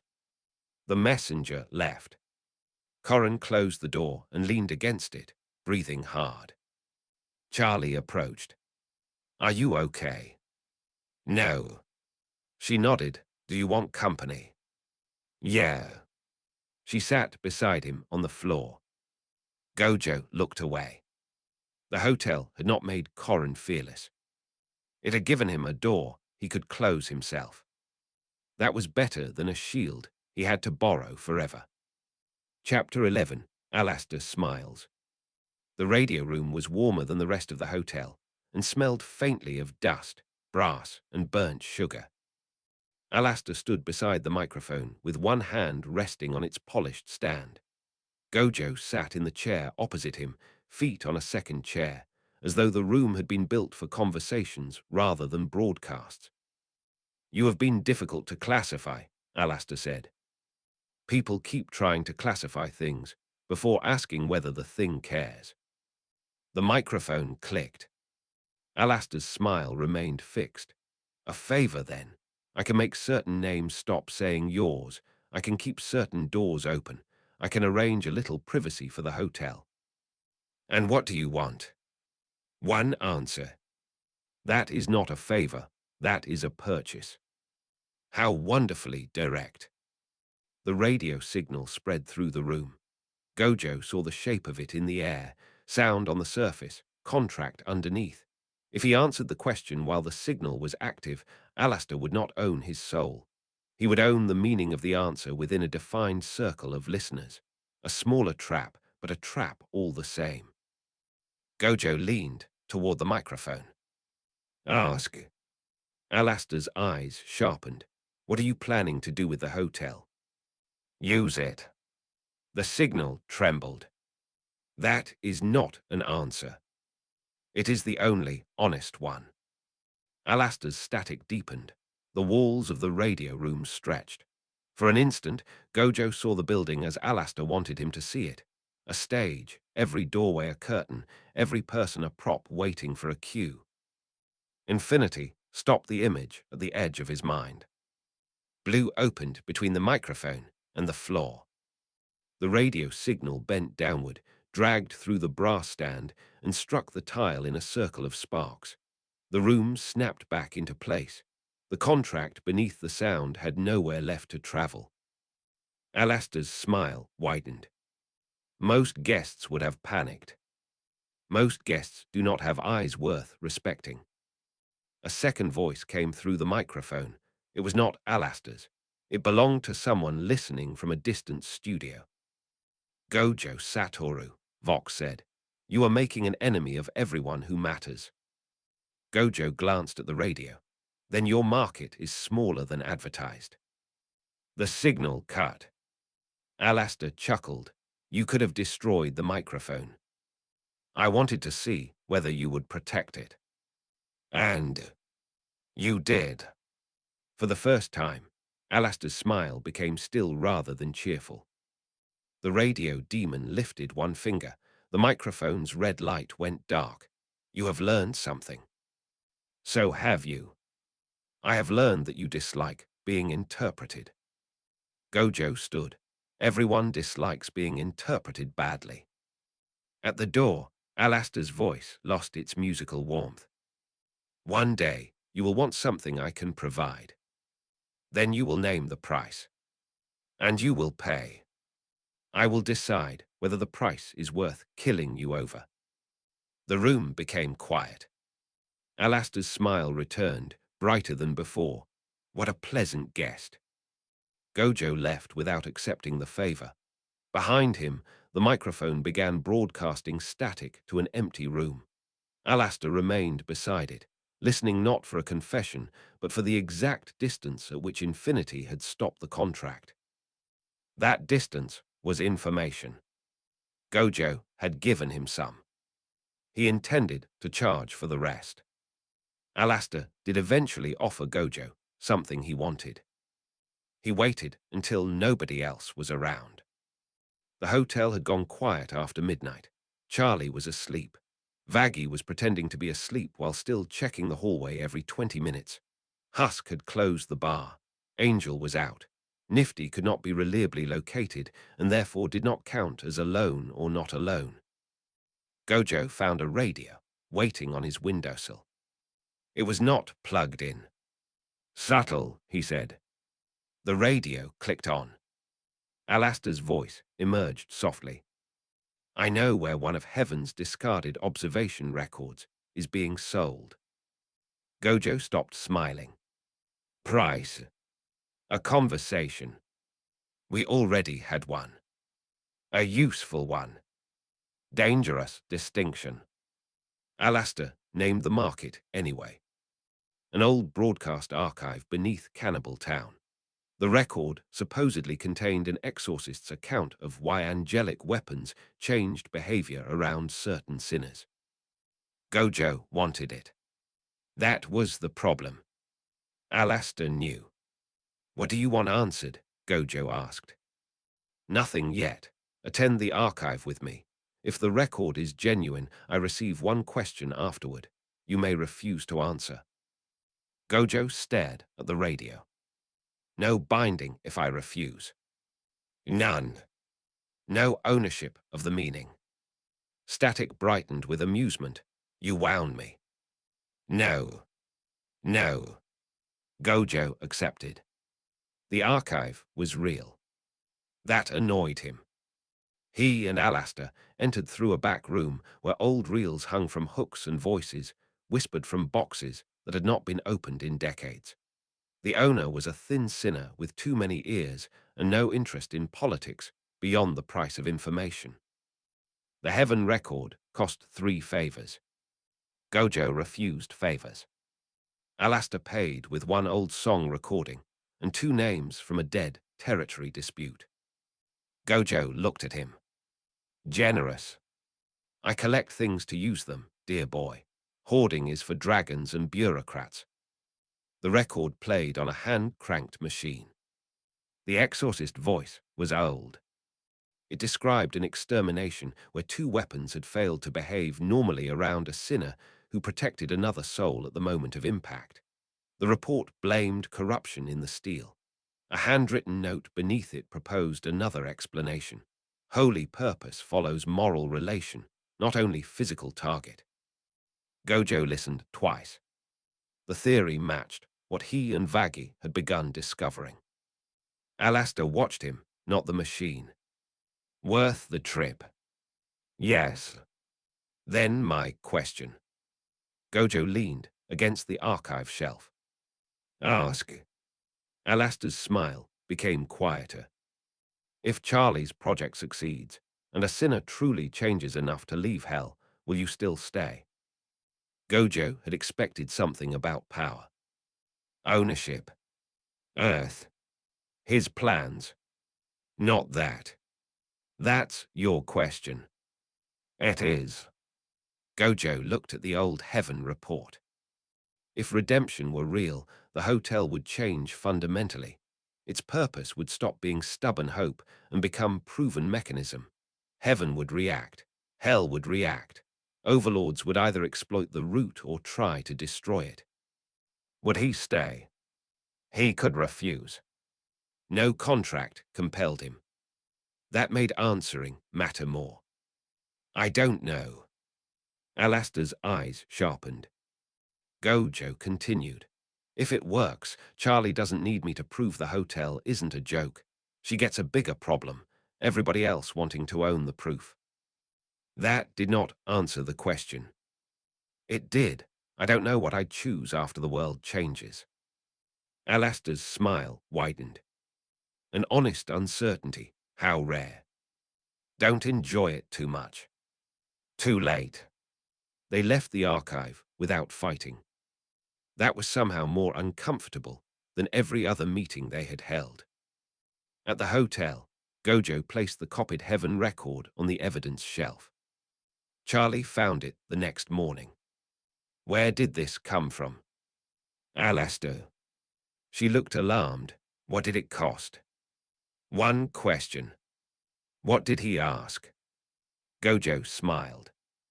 That's between me and the terrible radio host. Charlie looked at him for a long moment. Then, surprisingly, she let it go. Gojo hated how much he respected that too. Chapter 12. The Hell of Pentagram City. Angel Dust chose the market near Cannibal Town because he knew which stalls sold real food, which ones sold painted food, and which ones sold memories disguised as candy. Husk came because Angel had promised to buy lunch. Gojo came because the market had 3 different kinds of surveillance, and one of them was trying to hide inside a vendor's smile. That woman is selling bottled screams, Angel said. They are probably fake. They are real, Gojo replied. Angel stopped. That was not the answer I wanted. A butcher's stall displayed jars of red liquid beneath a sign reading free sample. Husk reached for one. Gojo caught his wrist. The jar's label was written in a language that changed whenever the viewer blinked. The offer was simple. Taste the sample, owe the vendor 1 secret. The secret would be collected later, when the buyer was tired, drunk, or desperate. Husk pulled his hand back. I hate markets. You hate being predictable, Angel said. I hate both. A scream came from the alley, behind the spice stalls. Angel moved first. Gojo followed at walking speed. They found a small sinner pinned against a wall by 3 debt collectors. The sinner had accepted a free drink from the wrong booth and now wore a black mark across the throat. "Angel," one collector said, "this is not your business." Angel's smile went thin. "You say that like I have a healthy relationship with boundaries." The collector raised a hooked chain. The chain did not travel toward Angel's body. It traveled toward the mark on the sinner's throat, trying to pull the soul through the contract. Infinity stopped it. The collector stared. "You cannot block a debt." "That is not a debt," Gojo said. "It is a command pretending to be one." Blue pulled the mark away from the sinner's throat. The alley twisted as the contract fought to remain attached. A stack of crates slid across the stones. Angel grabbed the sinner and dragged him clear while Husk kicked the collector's knees out. Gojo pressed the red mark between 2 fingers. The vendor from the market appeared at the alley entrance, still smiling. They agreed. "They agreed to a drink," Gojo said. "You hid the cost." "That is how agreements work here." "No, that is how cowards write them." He squeezed. The mark split. The sinner collapsed, gasping, while the collectors stumbled backward. The vendor's smile finally failed. Angel crouched beside the freed sinner. "Can you walk?" The sinner nodded. "Then walk. Do not wait for a hero to make the next choice." The sinner looked at Gojo. "Why did you help me?" Gojo glanced at the rows of market stalls, the cameras tucked under awnings, and the vendors watching to see whether kindness had a price. "I did not help you," he said. "I removed an ugly contract." Angel snorted. "That is the nicest lie you have told all day." Husk returned, carrying 3 actual sandwiches. Lunch. Behind them, the vendor began tearing down the free sample sign. The market had learned something expensive. Gojo could identify a hidden bargain, but he did not intend to police every dishonest seller. Angel handed the freed sinner half a sandwich. "You owe me nothing," he said. "If you want to thank me, stop signing things you cannot read." Gojo looked at him. Angel shrugged. "What? I listen sometimes." They walked back toward the hotel through the red-lit market. Gojo did not share the names of the cameras he had found. He kept those for later, along with the vendor's contract language and the fact that Angel had offered food before asking for anything in return. Hell had many currencies. Some were less useless than others. The market changed after the free sample seller lost his contract trick. Not morally. Economically. Vendors began advertising the exact opposite of what they had sold the week before. No hidden TERMS. One price only. You keep your memories. Angel stopped in front of a stall displaying a sign that read absolutely no soul claims and laughed until the owner told him to buy something or move. "They're using you as a brand," Angel told Gojo. "They're using fear of me as a brand. Different humiliation." Husk inspected a bottle labeled Honest Whiskey. "That's definitely lying." The market had learned that hidden contracts were riskier when customers knew someone nearby could expose them. It had not learned to stop exploiting people. Instead, exploitation moved into places harder to see. Gojo noticed first at a bakery. The bread had no contract. The paper bag did. Anyone who accepted the free bag agreed to return it or pay a replacement fee, reasonable on the surface. The replacement fee was 20 times the price of the bread, and the paper dissolved within an hour. Gojo held the bag up. Creative. Charlie, who had joined the market trip to buy actual supplies, looked exhausted. "Please don't sound impressed." The baker crossed his arms. "Nobody has to take the bag." "Do you tell them the bag dissolves?" Charlie asked. "It's printed." The warning was printed in pale ink on the inside bottom seam. Husk stared at it. "I almost respect how awful that is." Charlie did not demand the contract be removed. She bought one loaf without a bag. Then she stood outside the stall and told the next customer exactly what the fee was. The baker became furious. "You're interfering with business. I'm repeating your terms. You're making them sound bad. They're your terms." Gojo smiled. That argument attracted a crowd. The baker could not stop Charlie without admitting the hidden wording depended on customers not knowing what they were accepting. So he changed the offer before lunch. Bag deposit, visible amount, return optional, no dissolving paper. The price of bread increased slightly. People complained. The bakery stayed open. 2 stalls later, a memory candy seller had adapted more dangerously. No hidden contract at all. The candy simply made buyers feel an intense urge to tell the vendor something personal after eating it. No magical obligation, no written debt, just chemistry and psychology sharpened by hell's ambient power. Charlie looked at Gojo. "Can you stop that?" "Yes." "Should you?" "Better question." Gojo examined the display. The sign said memory, SWETS, makes conversation easier. Technically true. The vendor gave samples openly and warned that the candy lowered inhibitions. Several customers bought it specifically for that reason. Angel picked one up. Vaggie slapped it out of his hand. "What? You have enough bad decisions without chemical assistance." The candy was not coercive in the same way a contract was. But the vendor had placed small listening crystals beneath the counter. That changed it. Gojo pointed. "Those." The vendor's smile vanished. Charlie leaned over the counter. "Do customers know they're being recorded?" "Public market." That's not an answer. The vendor reached for the crystals. Blue pulled them into the air first. Dozens of whispered confessions began playing at once. Names, debts, affairs, fears, addresses, violence people had survived, violence people had committed. The crowd went silent. The vendor shouted, "Those are mine." Gojo's expression went cold. "No. Not because information could never be sold. Because the candy's advertised purpose had been conversation, not surveillance.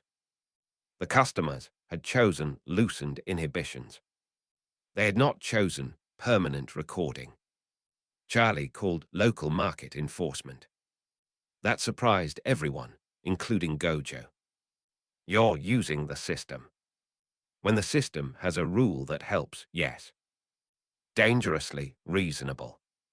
The enforcement clerk arrived expecting a territory dispute and found 40 customers demanding to know whether their conversations had been stored. The vendor's defense collapsed in minutes. Market law allowed ambient recording in public spaces. It did not allow concealed magical extraction designed to capture private speech induced by a product unless the product disclosed the recording function. The crystals were seized, not destroyed. Customers received the right to request copies and deletion after the investigation.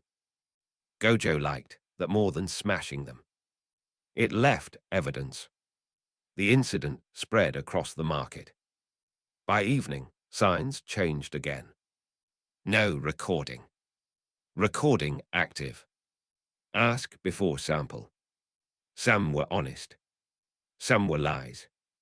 But now customers asked. That changed the social rhythm more than any one broken contract. On the walk back, Charlie carried bread. Husk carried whiskey he insisted was probably dishonest, but worth testing. Angel carried nothing because Vaggie had confiscated 3 suspicious purchases. Gojo walked with his hands in his pockets. "You realize we're making hell more annoying." Charlie looked at him. "How?" "People have to explain themselves now." Husk raised the bottle. Worst possible outcome. Angel laughed. At the hotel, Charlie added a new line to the public notice board. Ask what the price is. Ask what gets recorded. Ask what happens if you say no. Gojo read it once. That's not a rule. No. Good. He walked away before she could look too pleased. Chapter 13. Street Contracts. The debt-marked sinner was trying to scrape the contract from the wall with a piece of broken glass. Vaggie held the alley entrance. Gojo stood 3 steps away, watching the mark move beneath the sinner's skin. Stop, Vaggie said. You are making it worse. It is already mine. No, Gojo said. It is using you. The sinner turned toward him. That is the same thing. The mark had been pressed into the wall behind a pawnshop. The contract claimed a percentage of every favor, escape, and act of violence performed within the alley. The signer had agreed to it after a gang threatened to burn down the room where her family slept. The threat was gone. The claim remained. Vaggie looked at Gojo. Can you remove it? Yes. The sinner laughed bitterly. Then do it. Gojo did not move. Why not? Vaggie demanded. Because she wants the result, not the choice. The sinner's hand tightened around the glass. I am choosing. You are choosing because you think there is only one option. The alley went quiet, except for the pawnshop's broken sign tapping against its chain. Vaggie lowered her spear slightly. Tell me what happens if I cut it, Gojo said. The sinner stared at the mark. The debt holder comes. What happens if you leave it? I keep breathing. And if you refuse both? The sinner looked toward the street. They kill me. That is a prediction, not a contract. The mark pulsed.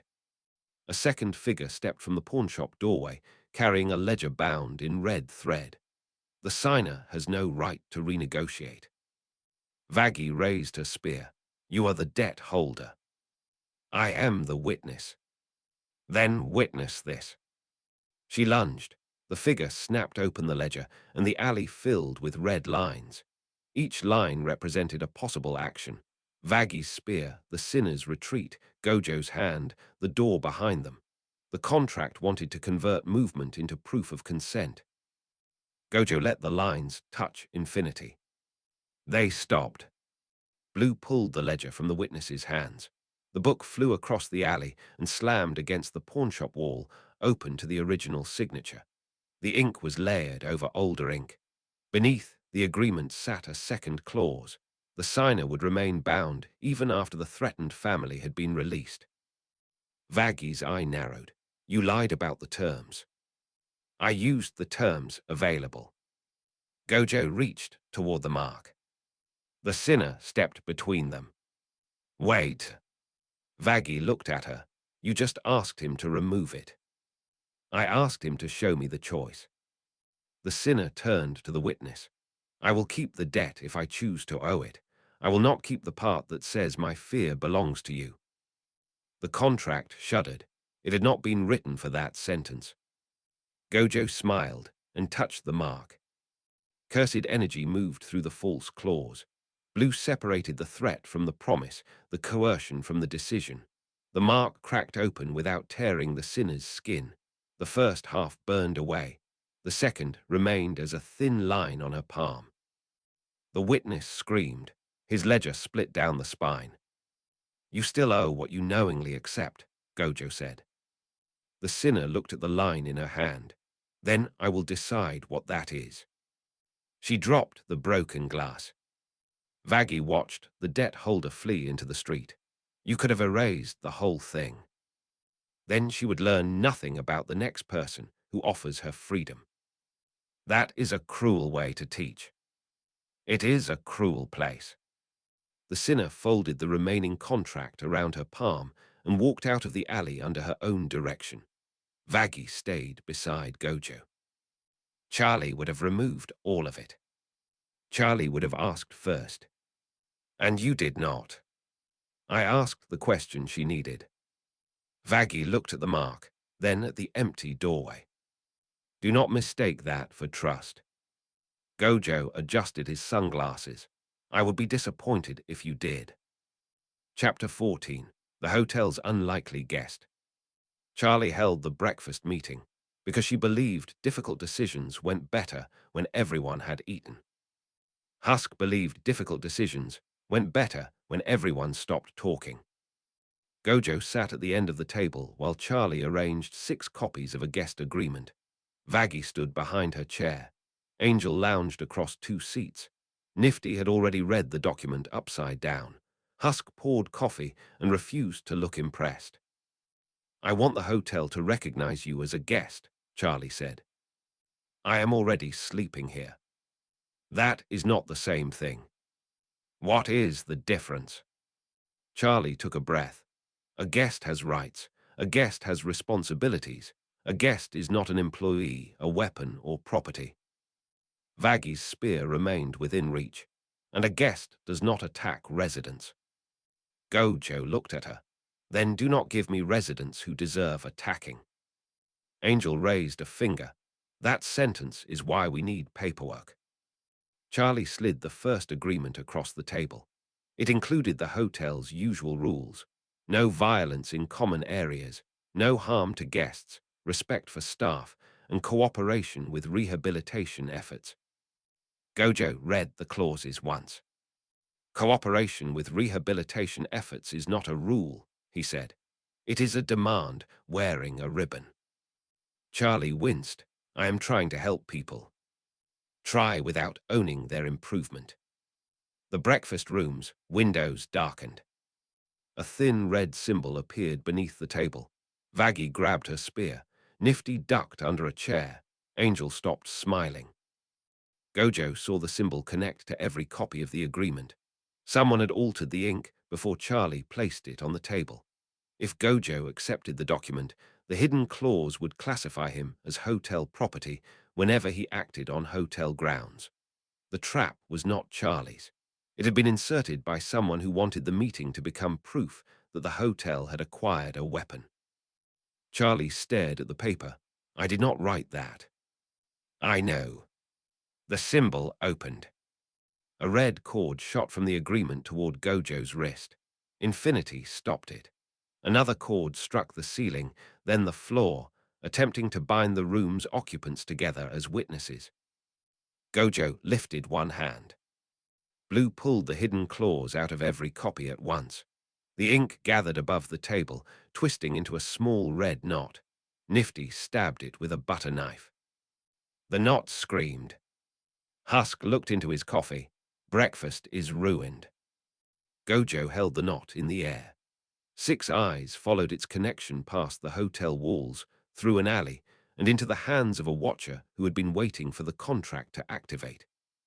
He released the knot. The watcher felt it arrive and ran. Vaggie moved toward the door. Let them go, Gojo said. Why? Because they will carry the evidence. Charlie took the altered agreement and crossed out the dangerous clause. She wrote new terms herself. A guest may refuse help. A guest may leave. A guest may not claim the hotel as property, and the hotel may not claim the guest. She looked at Gojo. That is what I want. Then sign it. Charlie did. Vaggie signed after her, adding a line that prohibited Gojo from using the hotel as a battlefield without warning. Angel added a clause about hair products. Husk signed only after Charlie promised the document did not create unpaid labor. Gojo took the pen. I will not sign a promise to become better, he said. I will sign a promise to leave your guests alive unless they make themselves my enemy. Charlie considered that. That is a terrible promise. It is the one I can keep. He wrote it beneath the others. The paper accepted the ink without glowing or biting. No chain formed. No hidden hand reached for him. Charlie folded the agreement and placed it in the hotel records. Welcome as a guest. Gojo leaned back. Now the hotel has terms. Vaggie did not relax. Now we know exactly how little they mean. Good, Gojo said. Meaning is easier to test than hope. The guest agreement created a problem Charlie had not expected. People wanted copies. Not just residents. Other shelters. A tiny church-run refuge 2 districts away sent a volunteer asking whether they could use the hotel's clause that guests may leave without owing the shelter. A gambling den asked for the language prohibiting hidden labor debt in exchange for housing. A territory boss asked whether copying the document made the hotel responsible for enforcing it. No, Vaggie said immediately. Gojo looked amused. Strong legal analysis. Charlie spread requests across the table. If people use the rules, that's good. Husk read one letter and grunted. This guy wants your wording so he can advertise Hazbin approved contracts. Charlie stopped smiling. There was the trap. The agreement worked because the hotel had built procedures around it. Open doors, public terms, residents who could object, no hidden signature magic. Copying the sentences without the practice could turn them into branding. Gojo tapped the paper. Publish it. Vaggie frowned. That makes copying easier. They're already copying. Publish the whole thing, including the parts where it says the hotel doesn't certify anyone else. Charlie considered it. They released the guest agreement publicly. Alongside it, Charlie wrote a blunt notice. These terms describe this hotel. Using the same words does not make another building safe, honest, or affiliated with US. Angel added a second unofficial notice. If someone says, Hazbin approved, ask Charlie. If Charlie looks confused, run. The city ignored the official notice and loved Angels. Within a week, Gojo and Charlie visited the church refuge that had asked first. The shelter was small, clean, and dangerously sincere. Its manager, Sister Marrow, had copied the right to leave clause word for word.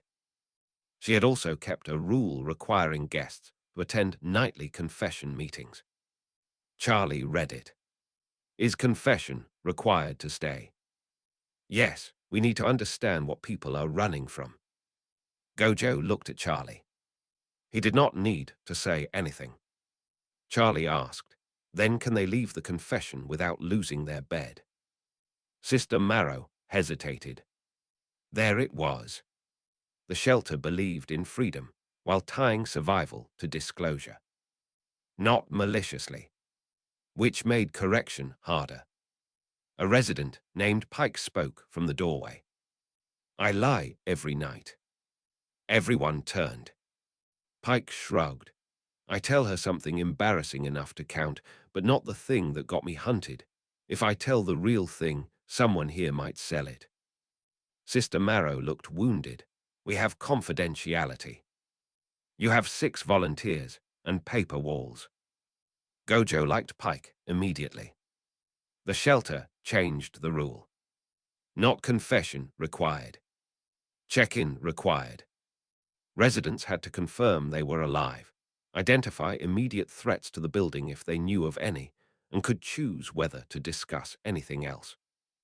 Sister Marrow hated the loss of information. Pike stopped lying. That was the trade. The gambling den was worse.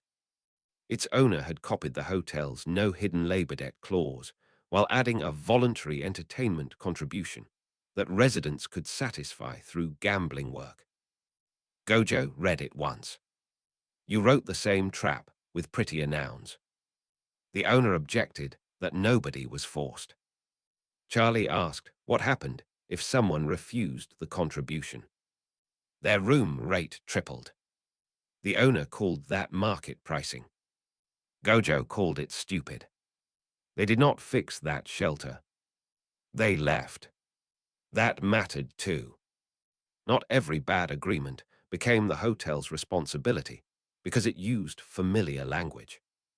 Charlie posted a public warning that the gambling den was not affiliated with them. The owner accused her of defamation. Husk volunteered to testify that the place had always been terrible. By the end of the month, the guest agreement had spread across Pentagram City in 23 altered forms. Some were better than the hotel version. Some were predatory copies. Most were mixed. Gojo looked at the wall of examples in the records room. You invented open-source shelter law. Charlie smiled. Is that good? Absolutely no idea. Great. He laughed. For once, uncertainty belonged to both of them. Chapter 15, The Overlord's Test. The hijacked billboard plaza showed Gojo's face before he arrived. The image had been edited to make his smile look like a threat. Beneath it, a bright red caption called him the Hazbin Hotel's newest asset. Velvet stood on a platform beneath the largest screen, surrounded by hired demons, camera drones, and cables thick enough to carry a broadcast across half the district. Smile for the feed, she called. Gojo stepped into the plaza. Only if the lighting flatters me. The cameras swung toward him. A second image appeared. Charlie's hotel, its front doors outlined in red, followed by a list of claims. Hotel property, protected asset, available for controlled appearances. The crowd laughed because the broadcast told them to. Gojo looked at the screen, then at the cables. The cameras were not merely recording. Each one carried a fragment of a contract. If enough viewers accepted the label, the broadcast would create a public assumption strong enough for Hell's legal machinery to recognize. Vox did not need Gojo to sign. He wanted the city to sign for him. Velvet descended the platform. You have excellent ratings for someone who refuses to perform. I have never seen the value in performing for people who cannot survive a close conversation. Her smile remained perfect. Vox is offering a partnership. That is a generous word for ownership. The camera drones fired. The first projectile stopped in front of Gojo's eye. The second dissolved against infinity. The third carried a strand of angelic metal and forced the space around it to tighten. Gojo stepped aside before the weapon reached the boundary. Velvet's expression changed. You noticed. I notice almost everything. Blue opened between two billboard supports. The cables pulled toward the center of the plaza. Camera drones spun out of formation. Screens flashed conflicting images. Gojo laughing, Gojo kneeling, Gojo holding Charlie's hand, Gojo standing over a ruined hotel. The broadcast tried to decide which story the crowd should believe. Gojo reached upward. He did not destroy every camera. He chose the 6 carrying the ownership clause and crushed their lenses into black sparks. The remaining cameras stayed intact. Their feeds still live. Velvet took one step back. Do you understand what you are doing? She asked. Yes, I am leaving you the footage. The crowd saw the truth in real time. The weapons failed, the screens contradicted one another, and Gojo stood untouched beneath the broken broadcast. He lifted one finger toward the largest billboard. Blue folded the screen inward. The image of himself collapsed into a small square of light and fell at Velvet's feet. The ownership caption remained visible for one last second. Then Gojo replaced it with a single sentence. Not property. The crowd went silent. Alastair's voice drifted from a radio mounted on a nearby lamp. A concise rebuttal.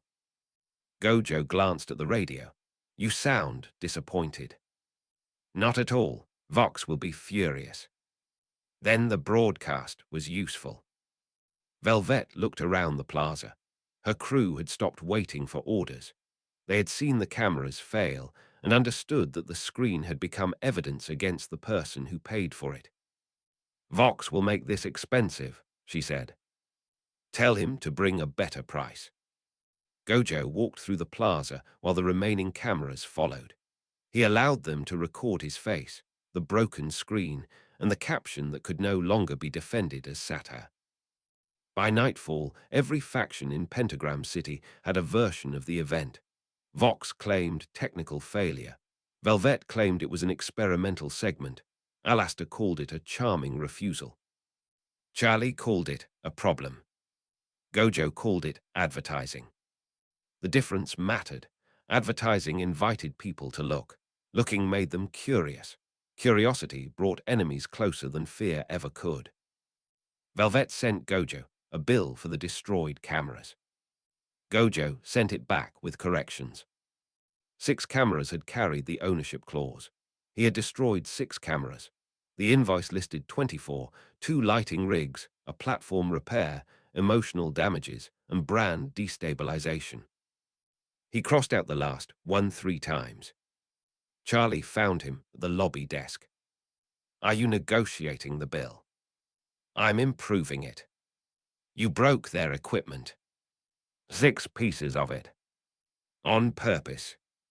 "Very carefully." Vaggie read the invoice. "Why are we even considering paying? They attacked you." Gojo pointed at the surviving cameras in the broadcast footage. "Because I intentionally left the rest intact. That means the 6 I broke were targeted property damage, not battlefield debris." Charlie looked suspiciously pleased by the reasoning. Gojo noticed. "Don't. I'm not saying anything. Your face is becoming a problem." They agreed to pay for 6 cameras.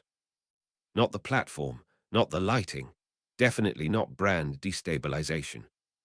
Velvet rejected the amount, so she came to collect personally. The meeting took place at the hotel because Gojo refused to enter another venue carrying her terms. Velvet arrived with an accountant. That was how everyone knew the situation had become serious. The accountant laid out depreciation values, repair costs, loss of future use, and the revenue each camera would supposedly have produced. Husk wandered over, looked at the numbers, and started laughing. "You counted projected ad income for cameras destroyed, while broadcasting an illegal ownership clause."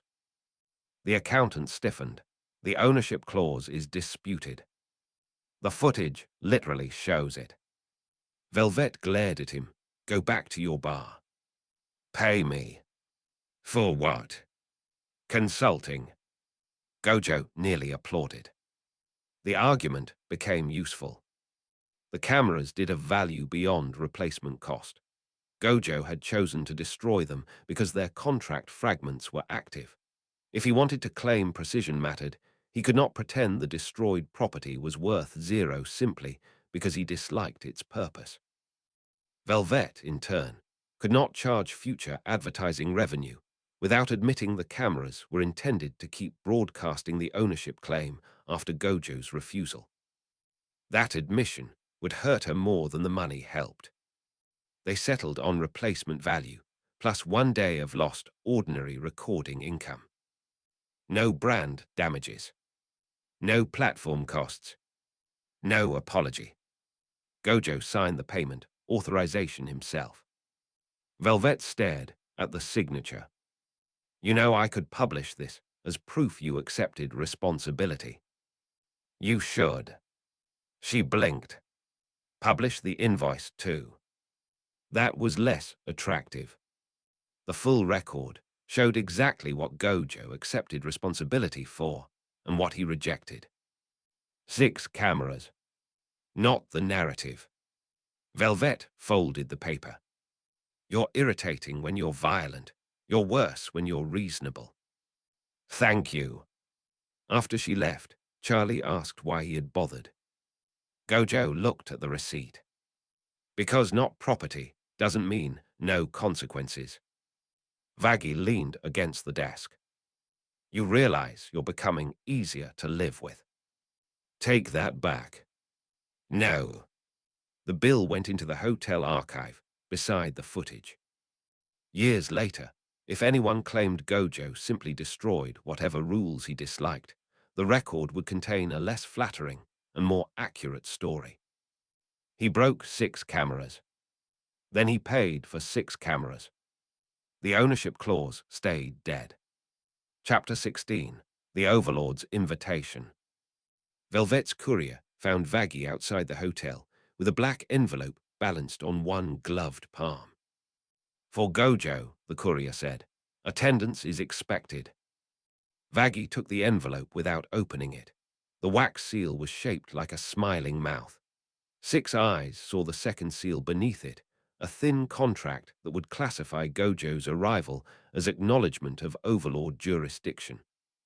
Gojo peeled the wax away with one finger. "They invited me to a meeting and tried to make the invitation a signature." "Can you reject it?" Vaggie asked. "I can make the rejection memorable." He opened the envelope. The paper unfolded into a map of pentagrams